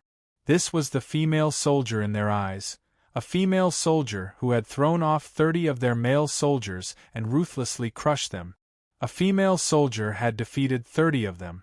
How could 30 of them not be able to stop a single female soldier? The female soldier had completed all the obstacles in 11 minutes, but they still thought that completing all the obstacles in 12 minutes was making things difficult for them. Looking at Yi Qian, the 30 recruits with mouths full of bitterness felt as if a stormy sea had been set off in their hearts. Wave after wave hit their hearts and made them tremble. They had 1,000 thoughts and guesses in their hearts, but no matter what, they would never have thought that the person getting out of the car would be a female soldier. A female soldier who was even younger than them. The average age of the 30 recruits was 24 years old. If they were placed in school, it would be equivalent to graduating from university. For example, recruit number 1 graduated from the University of Science and Technology of China at 17 years old. After completing his master's degree, he joined the military. When he was selected to become a recruit in the Snowfield Brigade, he had already been studying for a PhD degree for a year. Even though he had been studying for a year, he was still only 22 years old. He was the youngest of the 30 recruits. He was already young enough. Then when the female soldier got out, it was obvious that she was even younger than recruit number 1. More importantly, she was younger than them, but more capable than them. Yi Qian saw that all of them were standing there motionless. Some of them didn't even get out of the car. They just sat in the car with their hands hugging the steering wheel. Their faces were almost pressed against the windshield as they stared without moving. One of their comrades had already gotten out of the car with one leg left in the car. At this moment, he quietly got out of the car and stood behind the open car door without doing anything else. Seeing that the comrades standing beside the car were also motionless, Yi Qian couldn't help but walk forward. As a result, the comrades who were originally standing motionless all backed away with a schwa sound, as if they were afraid of being beaten by her. She couldn't help but stop and feel a trace of awkwardness. Why did they back away? The male soldiers didn't know why they retreated. They just felt that it wasn't right for 30 male soldiers to surround a female soldier. However, in the end, they did not win against the female soldiers even though they had done something unethical. If they really won against the female soldiers, they would also lose face. However, now that he had lost to a female soldier, he was embarrassed and his face was burning. It was extremely awkward. Both parties felt a little awkward. Yi Qian was much more mature mentally than they were, and had been through a lot. He knew that it was not a good idea to stare at each other like this. They had to get to know each other better. Standing in place, she straightened her back and straightened her clothes to ensure the solemnity and dignity of a soldier. Then, she saluted all the male soldiers. At the same time, she turned her upper body slightly to face the male soldiers around her. She was allowed to do this. Although Captain Xia said that they were all recruits, in reality, they were all elite soldiers in their respective military regions. They were all older than her, so she was allowed to salute them. Her salute shocked the male soldiers. The recruits who were still hugging the steering wheel quickly got out of the car. Before they saluted, they did the same action as Yi Qian. Chapter 32-39. The military salute was a soldier's etiquette. At the same time, it could also show the prestige of a country's soldiers. Therefore, it had to be serious and solemn, and could not be mischievous. They had been driving the commuter car just now, and all of them were disheveled. Some of their helmets were even crooked to the side. If they were not properly dressed, they would appear too sloppy. If they were not properly dressed before the salute, it would seriously affect the country's and soldiers' image. After the salute, Yi Qian and the male soldiers looked at each other again. They were at a loss of what to do. The two recruits looked at each other, and then took the lead to walk towards Yi Qian. They wanted to apologize for their actions just now. The entire competition was inexplicably started by the two of them and number one. Because the female soldiers' commuter car suddenly overtook them and even did a very beautiful drift, it instantly made them angry. They thought that their captain, who had gone somewhere, had returned, and then came back to look down on them without saying a word. Because of one overtaking and one drifting, the 30 recruits even launched a tactical encirclement. They swore to block off their captain, and force her to have no way to retreat and no way to retreat. Now everything was actually a joke that would make all the male soldiers look bad, a joke that would make them realize the cruelty of reality. They thought that no one could do it, but someone not only did it beautifully, she even finished it a minute before the time limit. Recruit number 3 and number 2 walked over. Yi Qian, who was standing at the same spot, also walked towards them. The two of them were second lieutenants, but they did not have their rank and seniority badges. Yi Qian could not immediately use the rank and seniority badges on their badges to know the details of the two. However, without the rank and seniority badges, the two's seniority and age were definitely above hers. As a military academy student, she had only been in the military for a year and a half. Recruit number 3 and number 2 walked a few steps closer, and could clearly see the rank of the female soldier, who was also walking towards them. They could tell from the female soldier's badges. And she was a military academy student. The two of them quickly looked at each other. The fluctuations in their hearts were like electricity, pulling at their hearts and causing them to spasm. A current military academy student had won against two male soldiers who had been in the military for at least 2.5 years. "Hello, I am recruit number 3. Hello, I'm recruit number 2. When they arrived in front of Yi Qian, the two of them took the initiative to extend their greetings and introduce themselves. Yi Qian also extended his hand and smiled. "Hello, I'm Qing Niao. Nice to meet you. I'm sorry. I'm recruit number 1. It was because of me that the competition happened." The number 1 recruit no longer had the angry expression he had when the bus flipped over. Facing the female soldier who was obviously younger than him, his face flushed red as he apologized. "I'm very sorry. Just now, I mistook you as our captain and did something very unwise. I'm sorry, I'm very, very sorry." After he finished speaking, although he held his head high and chest out, his gaze did not land on Yi Qian's face. His gaze occasionally met Yi Qian's, but immediately drifted away. He did not dare and was too embarrassed to look Yi Qian in the eye. Her gaze drifted for a moment before she suddenly stared at Yi Qian's shoulder. Cadet? You're not our instructor? You're a cadet? Recruit number 1 widened his eyes completely. His gaze did not drift away anymore. Instead, he looked directly at Yi Qian. How are you a cadet? The female soldier who had won against all of them was a cadet? The male soldiers who had finally calmed down after Yi Qian's military salute exploded once again. Chapter 3240. Didn't they just explode? The one who won was a female soldier. Fine, they accepted it. Heroes didn't matter where they came from. Women weren't inferior to men. There were also powerful female soldiers. For example, the beautiful female soldier standing under the snowy sun was very powerful.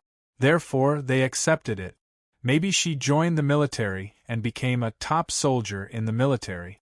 She was very strong in this aspect, so they admitted defeat. But they never would have thought. Brother number 1 raised his voice. His voice wasn't just surprised, it was practically a roar of horror. How are you a military school student? The one who won wasn't a veteran or a top soldier in the military. The one who won was a military school student. This was truly a series of blows, one after another, to the point that their brains and nerves were twitching and hurting. They finally calmed down and started to feel embarrassed again. They were even more embarrassed than before. They were a little embarrassed to go over to the female soldier. Faced with recruit number 1's shocked expression, Yi Qian calmed down and smiled. Yes, she's a second-year military school student. She came to the base to train with you during the winter break. And defeat all of you within a week. Yi Qian didn't say this out loud. Number 1 didn't feel too good. His lips trembled for a long time before he muttered, Did you come to the wrong place? You shouldn't be training with us, right? Xia Jinyuan's cold voice came from behind. Do you all know each other? Or are you the only 3 talking to Qing Yao now? Pigeon drove G3 to meet up with K7 in the all-terrain vehicle, and didn't follow them.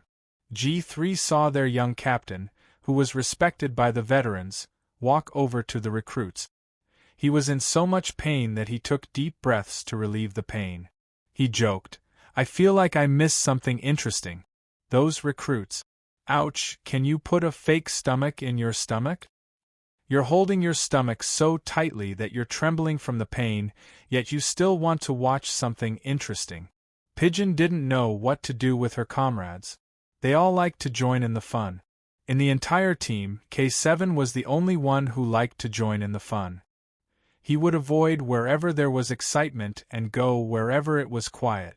He was also someone who loved to watch a good show, especially when it came to the recruit. Now that they know who the people surrounding them are, their faces will definitely be colorful, especially beautiful. A female soldier and a military school student. That was enough of a blow. Carrying the patient, the pigeon left with a smile. The sound of the car did not distract the recruits who were walking over to complete the formation. When Xia Jinyuan came out, all the recruits immediately reorganized and gathered. They did not dare to stand beside the car and dawdle. Xia Jinyuan finished the assembly in 10 seconds. After that, he stood in front of everyone and looked at everyone's faces with his sharp and deep black eyes. After a while, he raised his eyebrows and said with a faint smile, How is it? Is today exciting enough? You're challenging me. 30 people are surrounding one person, and you're actually willing to do it. Don't you feel embarrassed at all? Number 1, come, tell me. Do you feel embarrassed at all? Number 1 straightened his chest and replied, If it's you, Captain, I wouldn't feel embarrassed. But now that I'm a military academy student, I feel very ashamed. When Yi Qian heard this, the corners of his mouth curled up silently. You're quite confident, your courage is commendable. Chapter 3241. Yi Qian understood Xia Jinyuan's temper. He wouldn't be angry at Comrade Number One's biased answer, but he wouldn't let him off so easily either. What about you guys? Do you think so too? Answer yes or no. As the captain, Xia Jinyuan wasn't angry. It wasn't easy to subdue a group of arrogant soldiers. These people were like frogs in his pot. The water wasn't hot yet, and they were still jumping around happily in the pot. Now that Miss Qin Niao was here, he should prepare to cook them. Cooking frogs in warm water, they would have a good life in the future. As soon as he finished speaking, the 30 recruits immediately answered. Yes. No. There were 2 choices and 2 answers. Recruit number 1 answered yes. Number 2 and number 3 answered no. The appearance of the female soldier Qin Niao made them understand one thing. Arrogant soldiers are bound to be defeated, and they are digging their own graves. They also vaguely felt that the days ahead wouldn't be so easy. It would be harder, more bitter, more ruthless, and more demanding than now. Therefore, they chose no to answer. As for the recruits who answered yes, they were probably really stubborn. They still wanted to use their stubbornness to resist the other party's inhumanity, and resist to the end to prove that they were right. Wrong, wrong. Really wrong. This mysterious captain who had only appeared in front of them 3 times in the past half a year, including today, was starting to get serious. The reason why he didn't get serious until now was probably related to the female soldier beside him. The appearance of the female soldier Qin Niao could be said to be the beginning of the joke of the 30 recruits. Number 3 couldn't help but purse his lips. There was a very dark look in his eyes. The appearance of the female soldier Qin Niao also sounded the alarm for the 30 recruit. Qin Niao, they said that they surrounded you and felt ashamed because you were a female soldier. They thought that surrounding me was normal. Tell me, what do you think? If I remember correctly, Captain, you lost to me twice back then, right? When Xia Jinyuan heard this, a faint smile flashed across his eyes. His female soldier understood why he suddenly mentioned her. He nodded and replied, "That's right." Yi Qian asked again, "As a team leader, did you feel ashamed when you lost to a female soldier? Don't you feel embarrassed?" Xia Jinyuan answered calmly, "Of course not." Yi Qian knew that this group of recruits had some opinions about his training. Now that he suddenly pulled her into the conversation, the intelligent Yi Qian immediately understood what he wanted to do. A rather deep conversation unfolded between the two of them. She, the female soldier Qin Niao, was the whetstone for the 30 new recruits. Her captain, her comrade, needed her to stand up and smooth out the edges and corners of this group of capable elite soldiers until they were round like pearls and jade. Until they were all top-notch individual special forces soldiers, until their comrades at the base could wait for them to return safely from every mission. After he finished asking, Yi Qian took a step forward.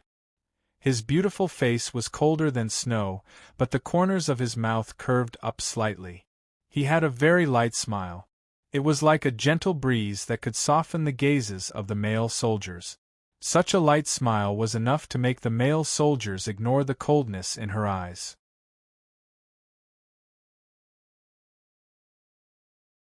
Chapter 32-42. She smiled and said, "Your captain didn't even feel ashamed when he lost to me. So, I don't understand why you feel ashamed when you lose to me. If it's because of your strength, I can understand. But that's obviously not the case now. I feel that you have some prejudice against female soldiers. You think that female soldiers are inferior to male soldiers. Regardless of whether you win or lose, it makes you feel that it's embarrassing to challenge a female soldier because you're a male soldier." She spoke unhurriedly, her voice as cold as water. "You're not ashamed because I'm stronger than you. It's because of my gender that you feel embarrassed. Comrades, I may have offended you by saying this, but I'm just saying what I think, just like how you can bravely say what you think. They weren't ashamed because she defeated them, but because of her gender. That made them feel ashamed." Every word was like a gem, but it also felt like a direct slap to their faces, causing them to feel a burning pain. That was indeed the case. They were not ashamed because she had defeated them in terms of strength, but because of her gender. Some of the quick-witted recruits almost lowered their heads in shame. As for the recruits who reacted a beat slower, their breathing became heavier. Gradually, everyone understood. The recruits who understood stood in the warm winter sun, but not only did they not feel warm, they felt their bodies become stiff from the cold. Yi Qian didn't say anything else and returned the field to Xia Jinyuan. Her whetstone had shown results today, which was worth celebrating. If nothing unexpected happened, the 30 male soldiers standing in front of her would all be her comrades in the future. As a comrade, she had the same thoughts as Captain Xia. She hoped that every one of them could pass the test, that every one of them was proficient in all kinds of weapons, and that every one of them could leave and return to the base alive. Now, all the pain, sweat, and blood they had to endure was for them to return safely one day. Xia Jinyuan's cold gaze swept across this group of male soldiers who would become qualified special forces of the Snowfield Brigade in the future. He was a man who could keep his cool and was also a soldier with a strong aura. When he didn't speak, his gaze was like an invisible mountain that pressed down on the people below until they couldn't straighten their backs.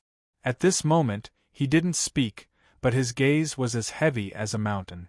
His cold voice had the power to break the ice. I didn't just lose to Qing Niao once or twice. Even veterans have lost to Qing Niao countless times.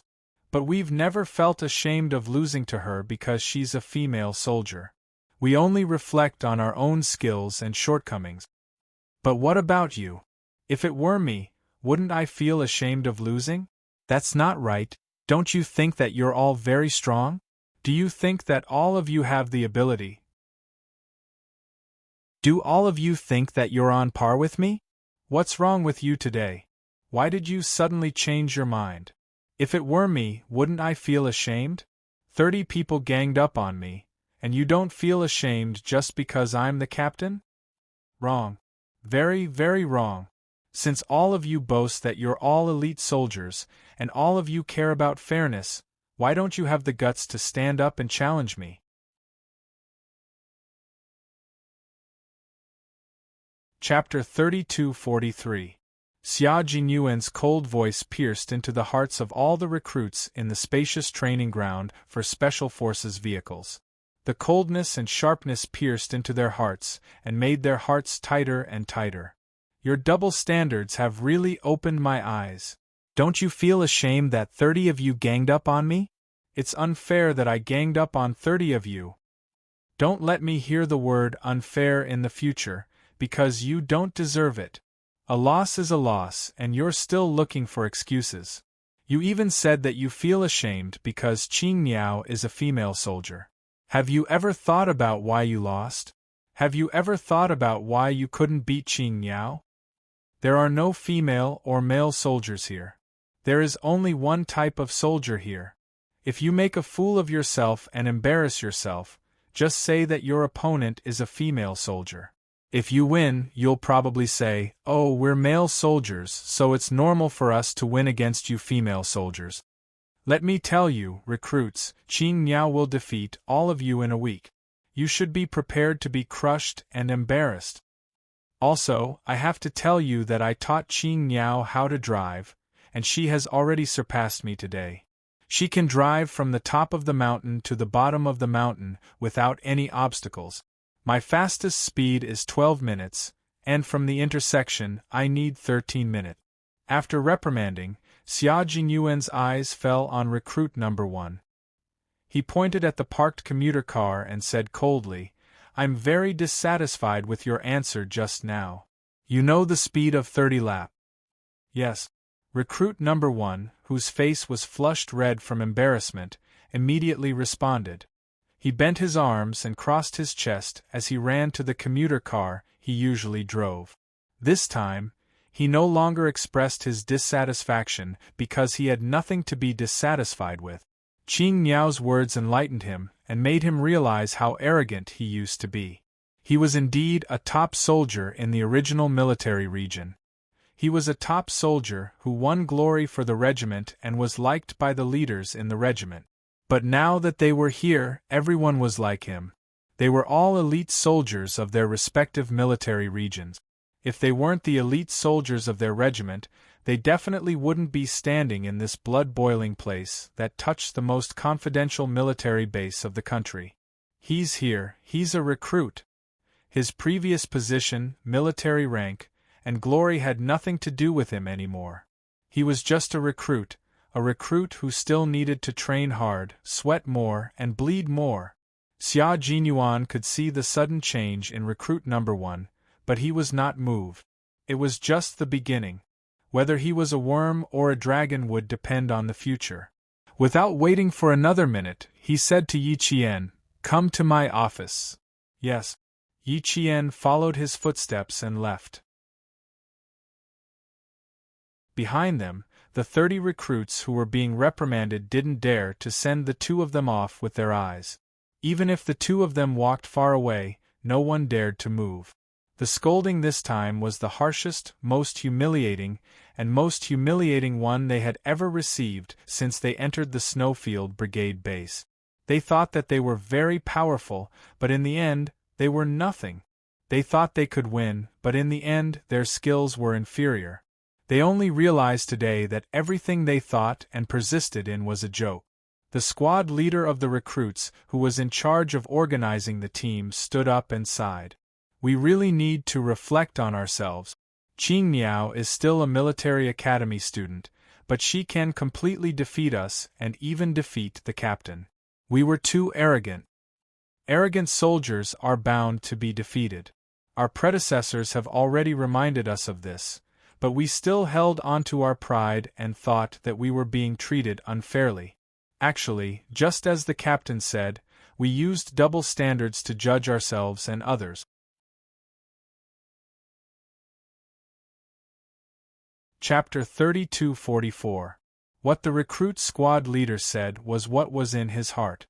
It was what he thought through in an instant. It wasn't an epiphany, but they knew they were wrong. They made the most mistakes they shouldn't have made. We should be strict with ourselves, but in the end we became strict with others. From here on, we have made a big mistake. We must correct it. Looking at his brothers who were in a heavy mood, he said, "Also, Qing Niao just said that we lost to her not because she was stronger than us, but because she was a woman. A female soldier who should be weaker than a male soldier, so we felt ashamed. It's all wrong, brothers. It's all wrong. If we don't reflect on ourselves, if we don't restrain ourselves, if we don't adjust our mentality and put ourselves in the position of a recruit, I'm afraid." Recruit squad leader number 10 paused slightly. His eyes were as heavy as ink. "I'm afraid we will be sent back to the original army. Or we can only be a recruit forever and stay here until we are qualified. No matter what the result was, it wouldn't be a good result. It would become a stain in their lives." As the elite soldiers selected by each military region, they entered this unit that they had never heard of before. Just a simple introduction of less than 100 words made them understand that they had entered a unit that didn't belong to any military region. It didn't even exist in the system. It was an extremely mysterious and special combat unit. Although the introduction of less than 100 words was very short, and there wasn't even a history of development, they could smell the bloody wind and rain from the short words. At that moment, everyone's eyes lit up, and their blood boiled instantly. Why did they enter the army to compete to be elite soldiers? It was to raise the prestige of our country, to serve the motherland, and to do great things. They even prepared to go to war soon. They were all so excited. However, reality quickly hit them hard. The person in front of them who had walked over and introduced himself as, "I am your captain," gave them a very big show of strength that night. They thought that he was giving everyone a show of strength at that time. "Gather at 2 o'clock in the morning and tell them, from now on, you are all new recruits. Everything you have done in the past will be erased. From this second onwards, you will have no position or rank. You will only have a code name. The positions you're standing in today are your code names. From now on, I don't want to hear about your positions, military ranks, meritorious deeds or awards you've received. In this place, these won't make you anything. You're all recruits. A recruit doesn't have any positions, military ranks, meritorious deeds or award. You're just a recruit who started from zero. During the day, he had only introduced 6 words in front of them. Suddenly, at night, it was as if a bucket of cold water had been poured over them in the middle of winter. What right did they have to deny their positions, their military ranks, the contributions they had made, and the awards they had received? What right did he have? There was no explanation, only obedience. No nonsense, only obedience. Here they could only obey, obey, and obey. Once a proud son of heaven, he felt as if he had suddenly fallen from the clouds into the mud. Furthermore, he was being ruthlessly trampled on. Who would be convinced? No one was willing to submit. Chapter 32:45. They issued challenges that they thought were right. He ignored them the first time, the second time, and the third time, he still ignored them. There was one time when he finally responded. The elusive captain appeared and eliminated all 30 recruits in one night. During another field training session, the 30 recruits were either tied up or hung up by him. They were either directly eliminated or killed with a single shot. The 2 times he attacked them, they were both afraid and respectful. They also knew that their captain was not to be trifled with and was terrifyingly powerful. After that, he did not attack them again and did not appear in front of them again. Today, he appeared in front of them with a female soldier and made them completely realize how wrong they were. Qing Niao will defeat all of us within a week. Within this week. Everyone should be prepared for anything that can happen. Let's go, let's go. Today's training is not over yet. Today's training was not over yet and there was no time for them to reflect on themselves. The recruits continued to immerse themselves in training. They only thought that Xia Jingyuan's training arrangements were unreasonable, inhumane, and inhumane. However, they would do whatever they were told to do. A soldier's duty was to obey orders, and this was already engraved in their bones. They would not be so bold as to disobey orders because of their personal emotions. Xia Jinyuan did not take it to heart because they carried out his arrangements seriously even though they were dissatisfied with them. If they disobeyed military orders because of their personal emotions, they would have been taught a lesson long ago. Yi Qian followed him to his office. Xia Jinyuan's office was very simple. There was a desk, a row of bookshelves, a chair for himself, and 2 chairs in front of the desk. There was a national map in front of the desk, a national flag, and no other decorations. It was clean, bright, tidy, and neat. Sit. Xia Jinyuan sat behind the desk and gestured for Yi Qian to sit down with him. Then, he pulled out a folder from the pile of folders on the desk and took out a piece of paper. Take a look at this. I think you will be excited. Yi Qian took it and looked up at the man sitting across from him. His dark eyes shone like stars, and in that instant, the room lit up. Seeing this, the cold Xia Jinyuan finally smiled. He knew that she would like it. After you defeat all the recruits within a week, we will depart. But if you don't defeat all the recruits within a week, you won't have the chance to go. He smiled as he finished reading Yi Qian. His eyes lit up as he looked at him. I'll definitely do a good job, but I need to know what the requirements are for defeating 30 recruits. Just like today, how many recruits did I defeat? If I really want to calculate, I should have already defeated all 30 recruits. Xia Jinyuan raised his eyebrows. There was a faint smile on his handsome face. You can only say that you have defeated 3 people. There are still 27 people who have not been defeated. As for the requirements, it's very simple. I want you to use all your skills and defeat all of them. You have to use all your skills. Just like today, you and the veterans took turns to fight, and the one-on-one fight with the eagle. You have to use all your strength to defeat them. Qing Miao, you are now the whetstone for me to sharpen them. I need your help to train this group of capable elite soldiers from various military regions and military branches into qualified special forces.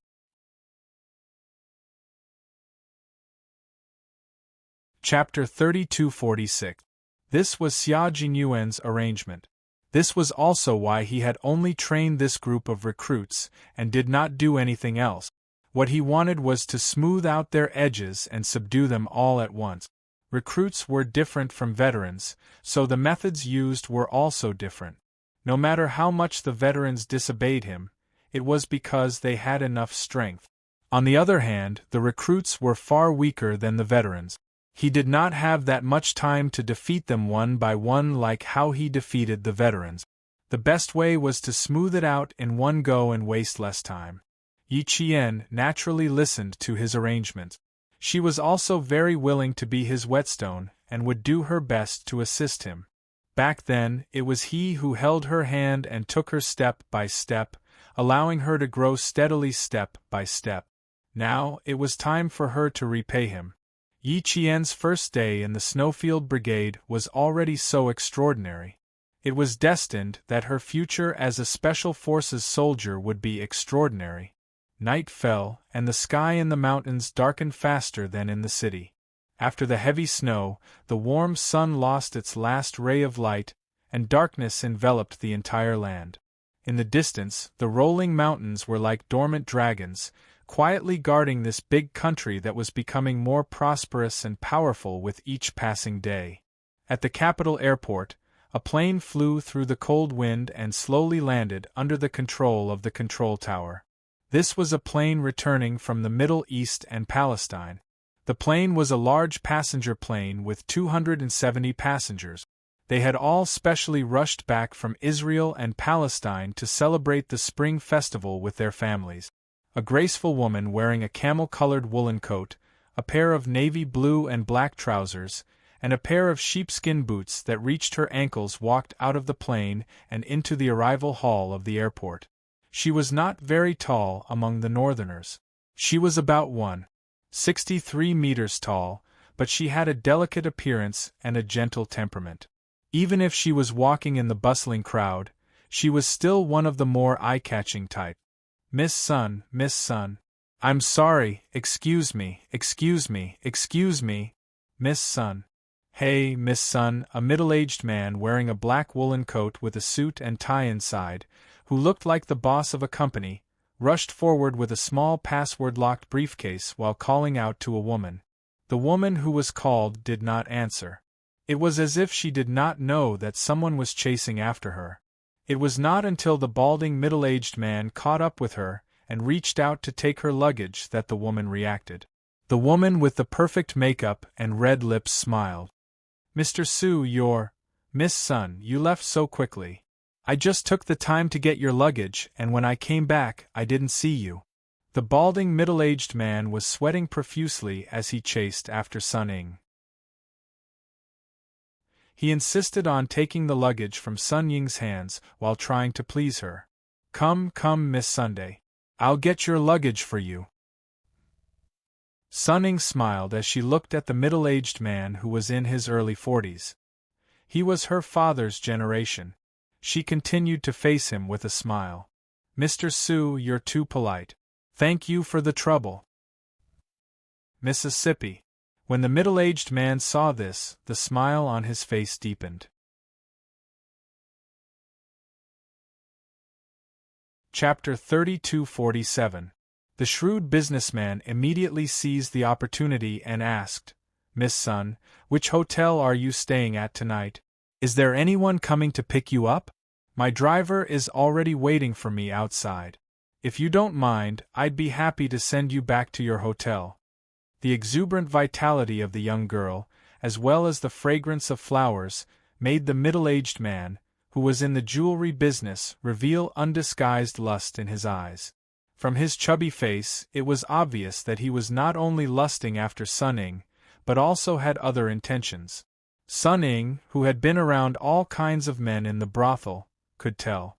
If she had not accidentally found out that her boss was looking for a jewelry businessman to work with, she would not have paid attention to this fat guy who had designs on her.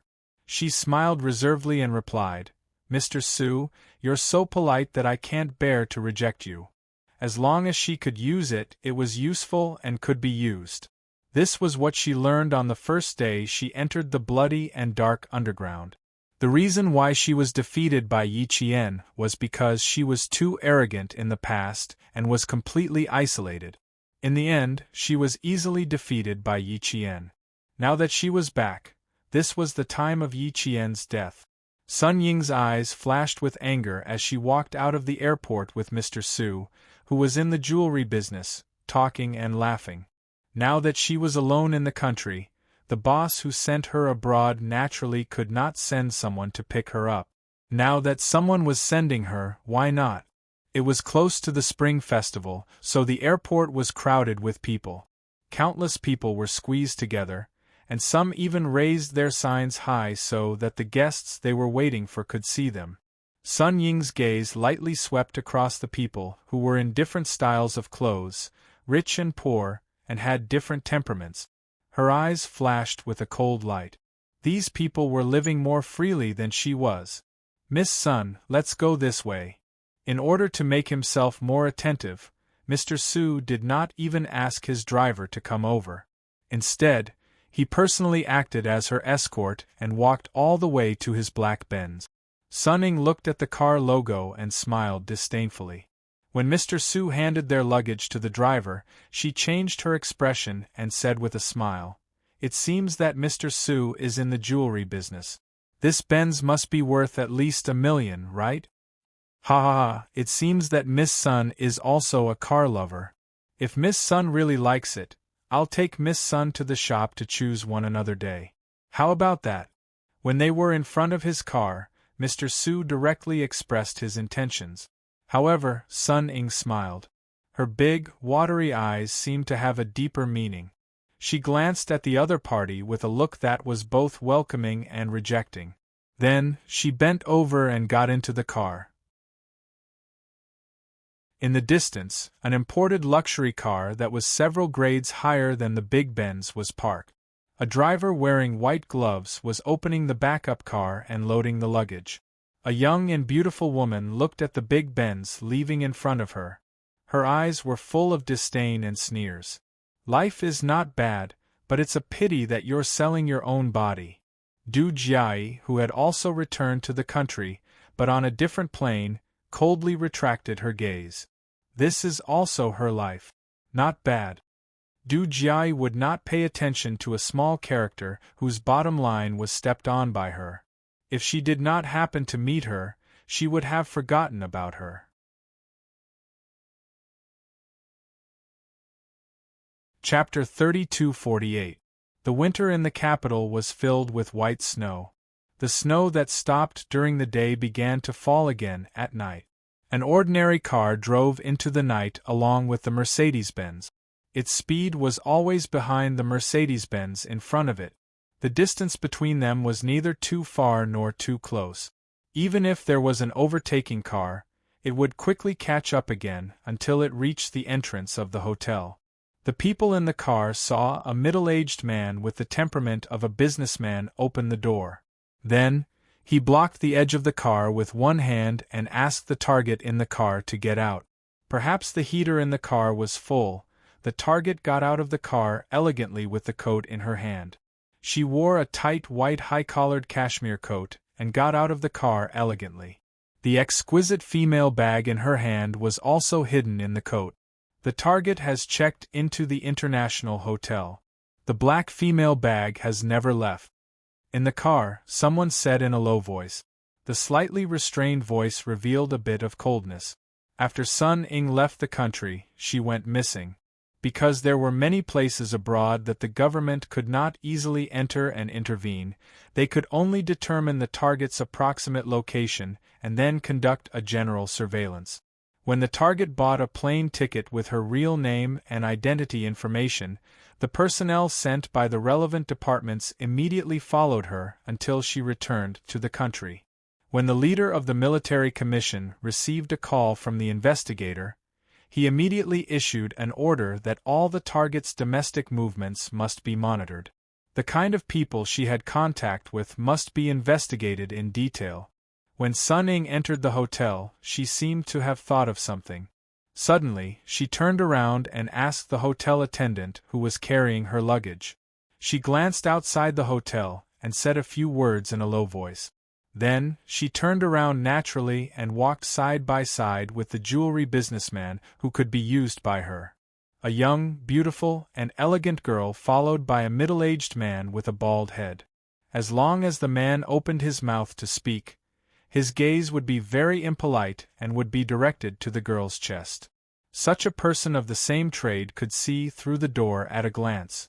Sun Ying did not give the jewelry businessman a chance to go further. She had already booked a room before she returned to the country. Boss Su wanted to go further, but he was rejected by her with a smile. She had whetted his appetite.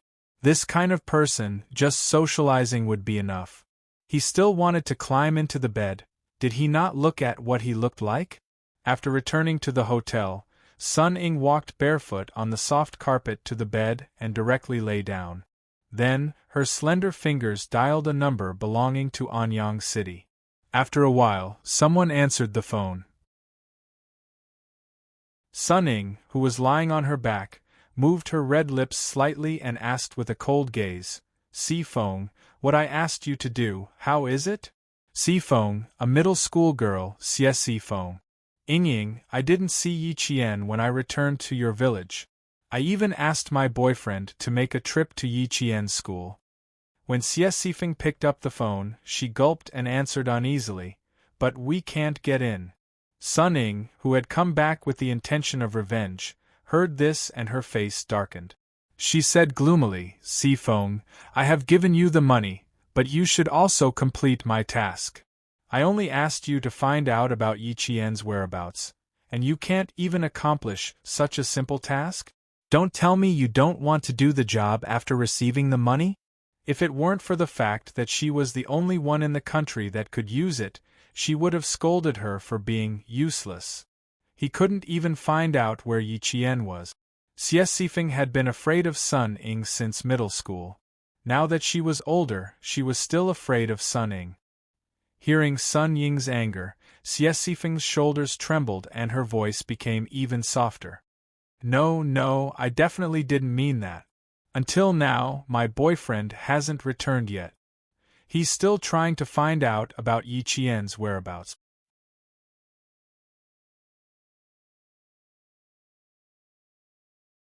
Chapter 3249. When Sun Ying heard this, she felt a little better. Her cold voice suddenly became gentle.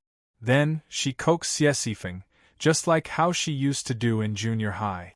"Sifeng, I'm sorry. I was too anxious just now.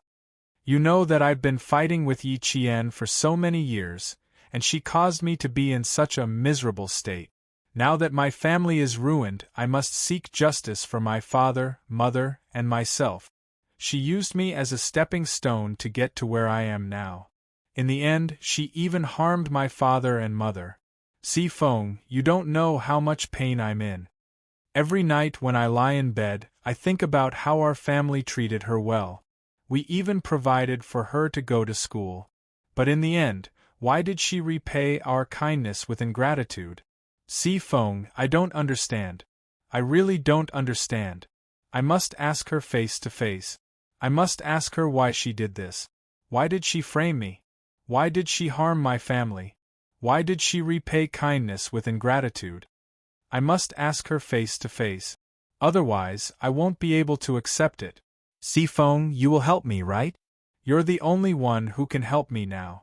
All of my classmates avoid me like the plague. When they receive my call, they immediately hang up when they hear my voice. Look, they've all been fooled by Yi Qian. They all think that I harmed Yi Qian. How could I harm her? Looking at the situation now, it was clear who had harmed who, but why didn't they believe it? Si Feng, do you believe me? Or do you believe Yi Qian? Because many of her classmates were present in court, they all knew what had happened. Xie Sifeng, who was holding the microphone, lowered her head gloomily. Even she trusted Yi Jian instead of Sun Ying, but so what? She needed money now. She needed a lot of money. Without money she was nothing. Since Sun Ying was begging her to do something, she would take out the money. Ying, I've always been on your side. You know that I've always been on your side from junior high to senior high. Why wouldn't I believe you? Of course I believe you. You're so good. Why would you harm an orphan? You have no reason to harm her. Only she would harm you because she has no parents and no family. She hates you and wants to destroy you. I know. Xie Sifeng would say whatever Sun Ying wanted to hear. For the sake of money, she had to say a lot of things that Sun Ying would like to hear. Wasn't it just bad-mouthing Yi Qian? Whatever they said in the past, they could just say the same thing now. Sure enough, Sun Ying was happy to hear that. It was as if she had really been harmed by Yi Qian, instead of reaping what she sowed and hurting others and herself. When Xie Sifeng talked about how her boyfriend was still asking around at Yi Qian's school and how they needed money for food, accommodation, and errands, and how little money was left for them, they could only last for 3 days at most. Sun Ying, who had just felt a little better, became gloomy again. If it had been in the past, she would have believed it immediately. But now she had climbed out of that dark place. Every day she was either beaten by others or she was beaten by others. She also had to go through countless cruel training sessions. Those were things that she would never have thought of. She had to face things and things that were completely untouchable. How could she be so naive after climbing out of that place? Before going abroad, she gave Xie Sifeng 30,000 yuan. At that time, Xie Sifeng's salary was less than 2,000 yuan. 30,000 yuan was equivalent to 1.5 years of her salary. You're tuning in to the Phoenix Knights YouTube channel. Don't forget to subscribe and join us on this journey to catch the most captivating stories.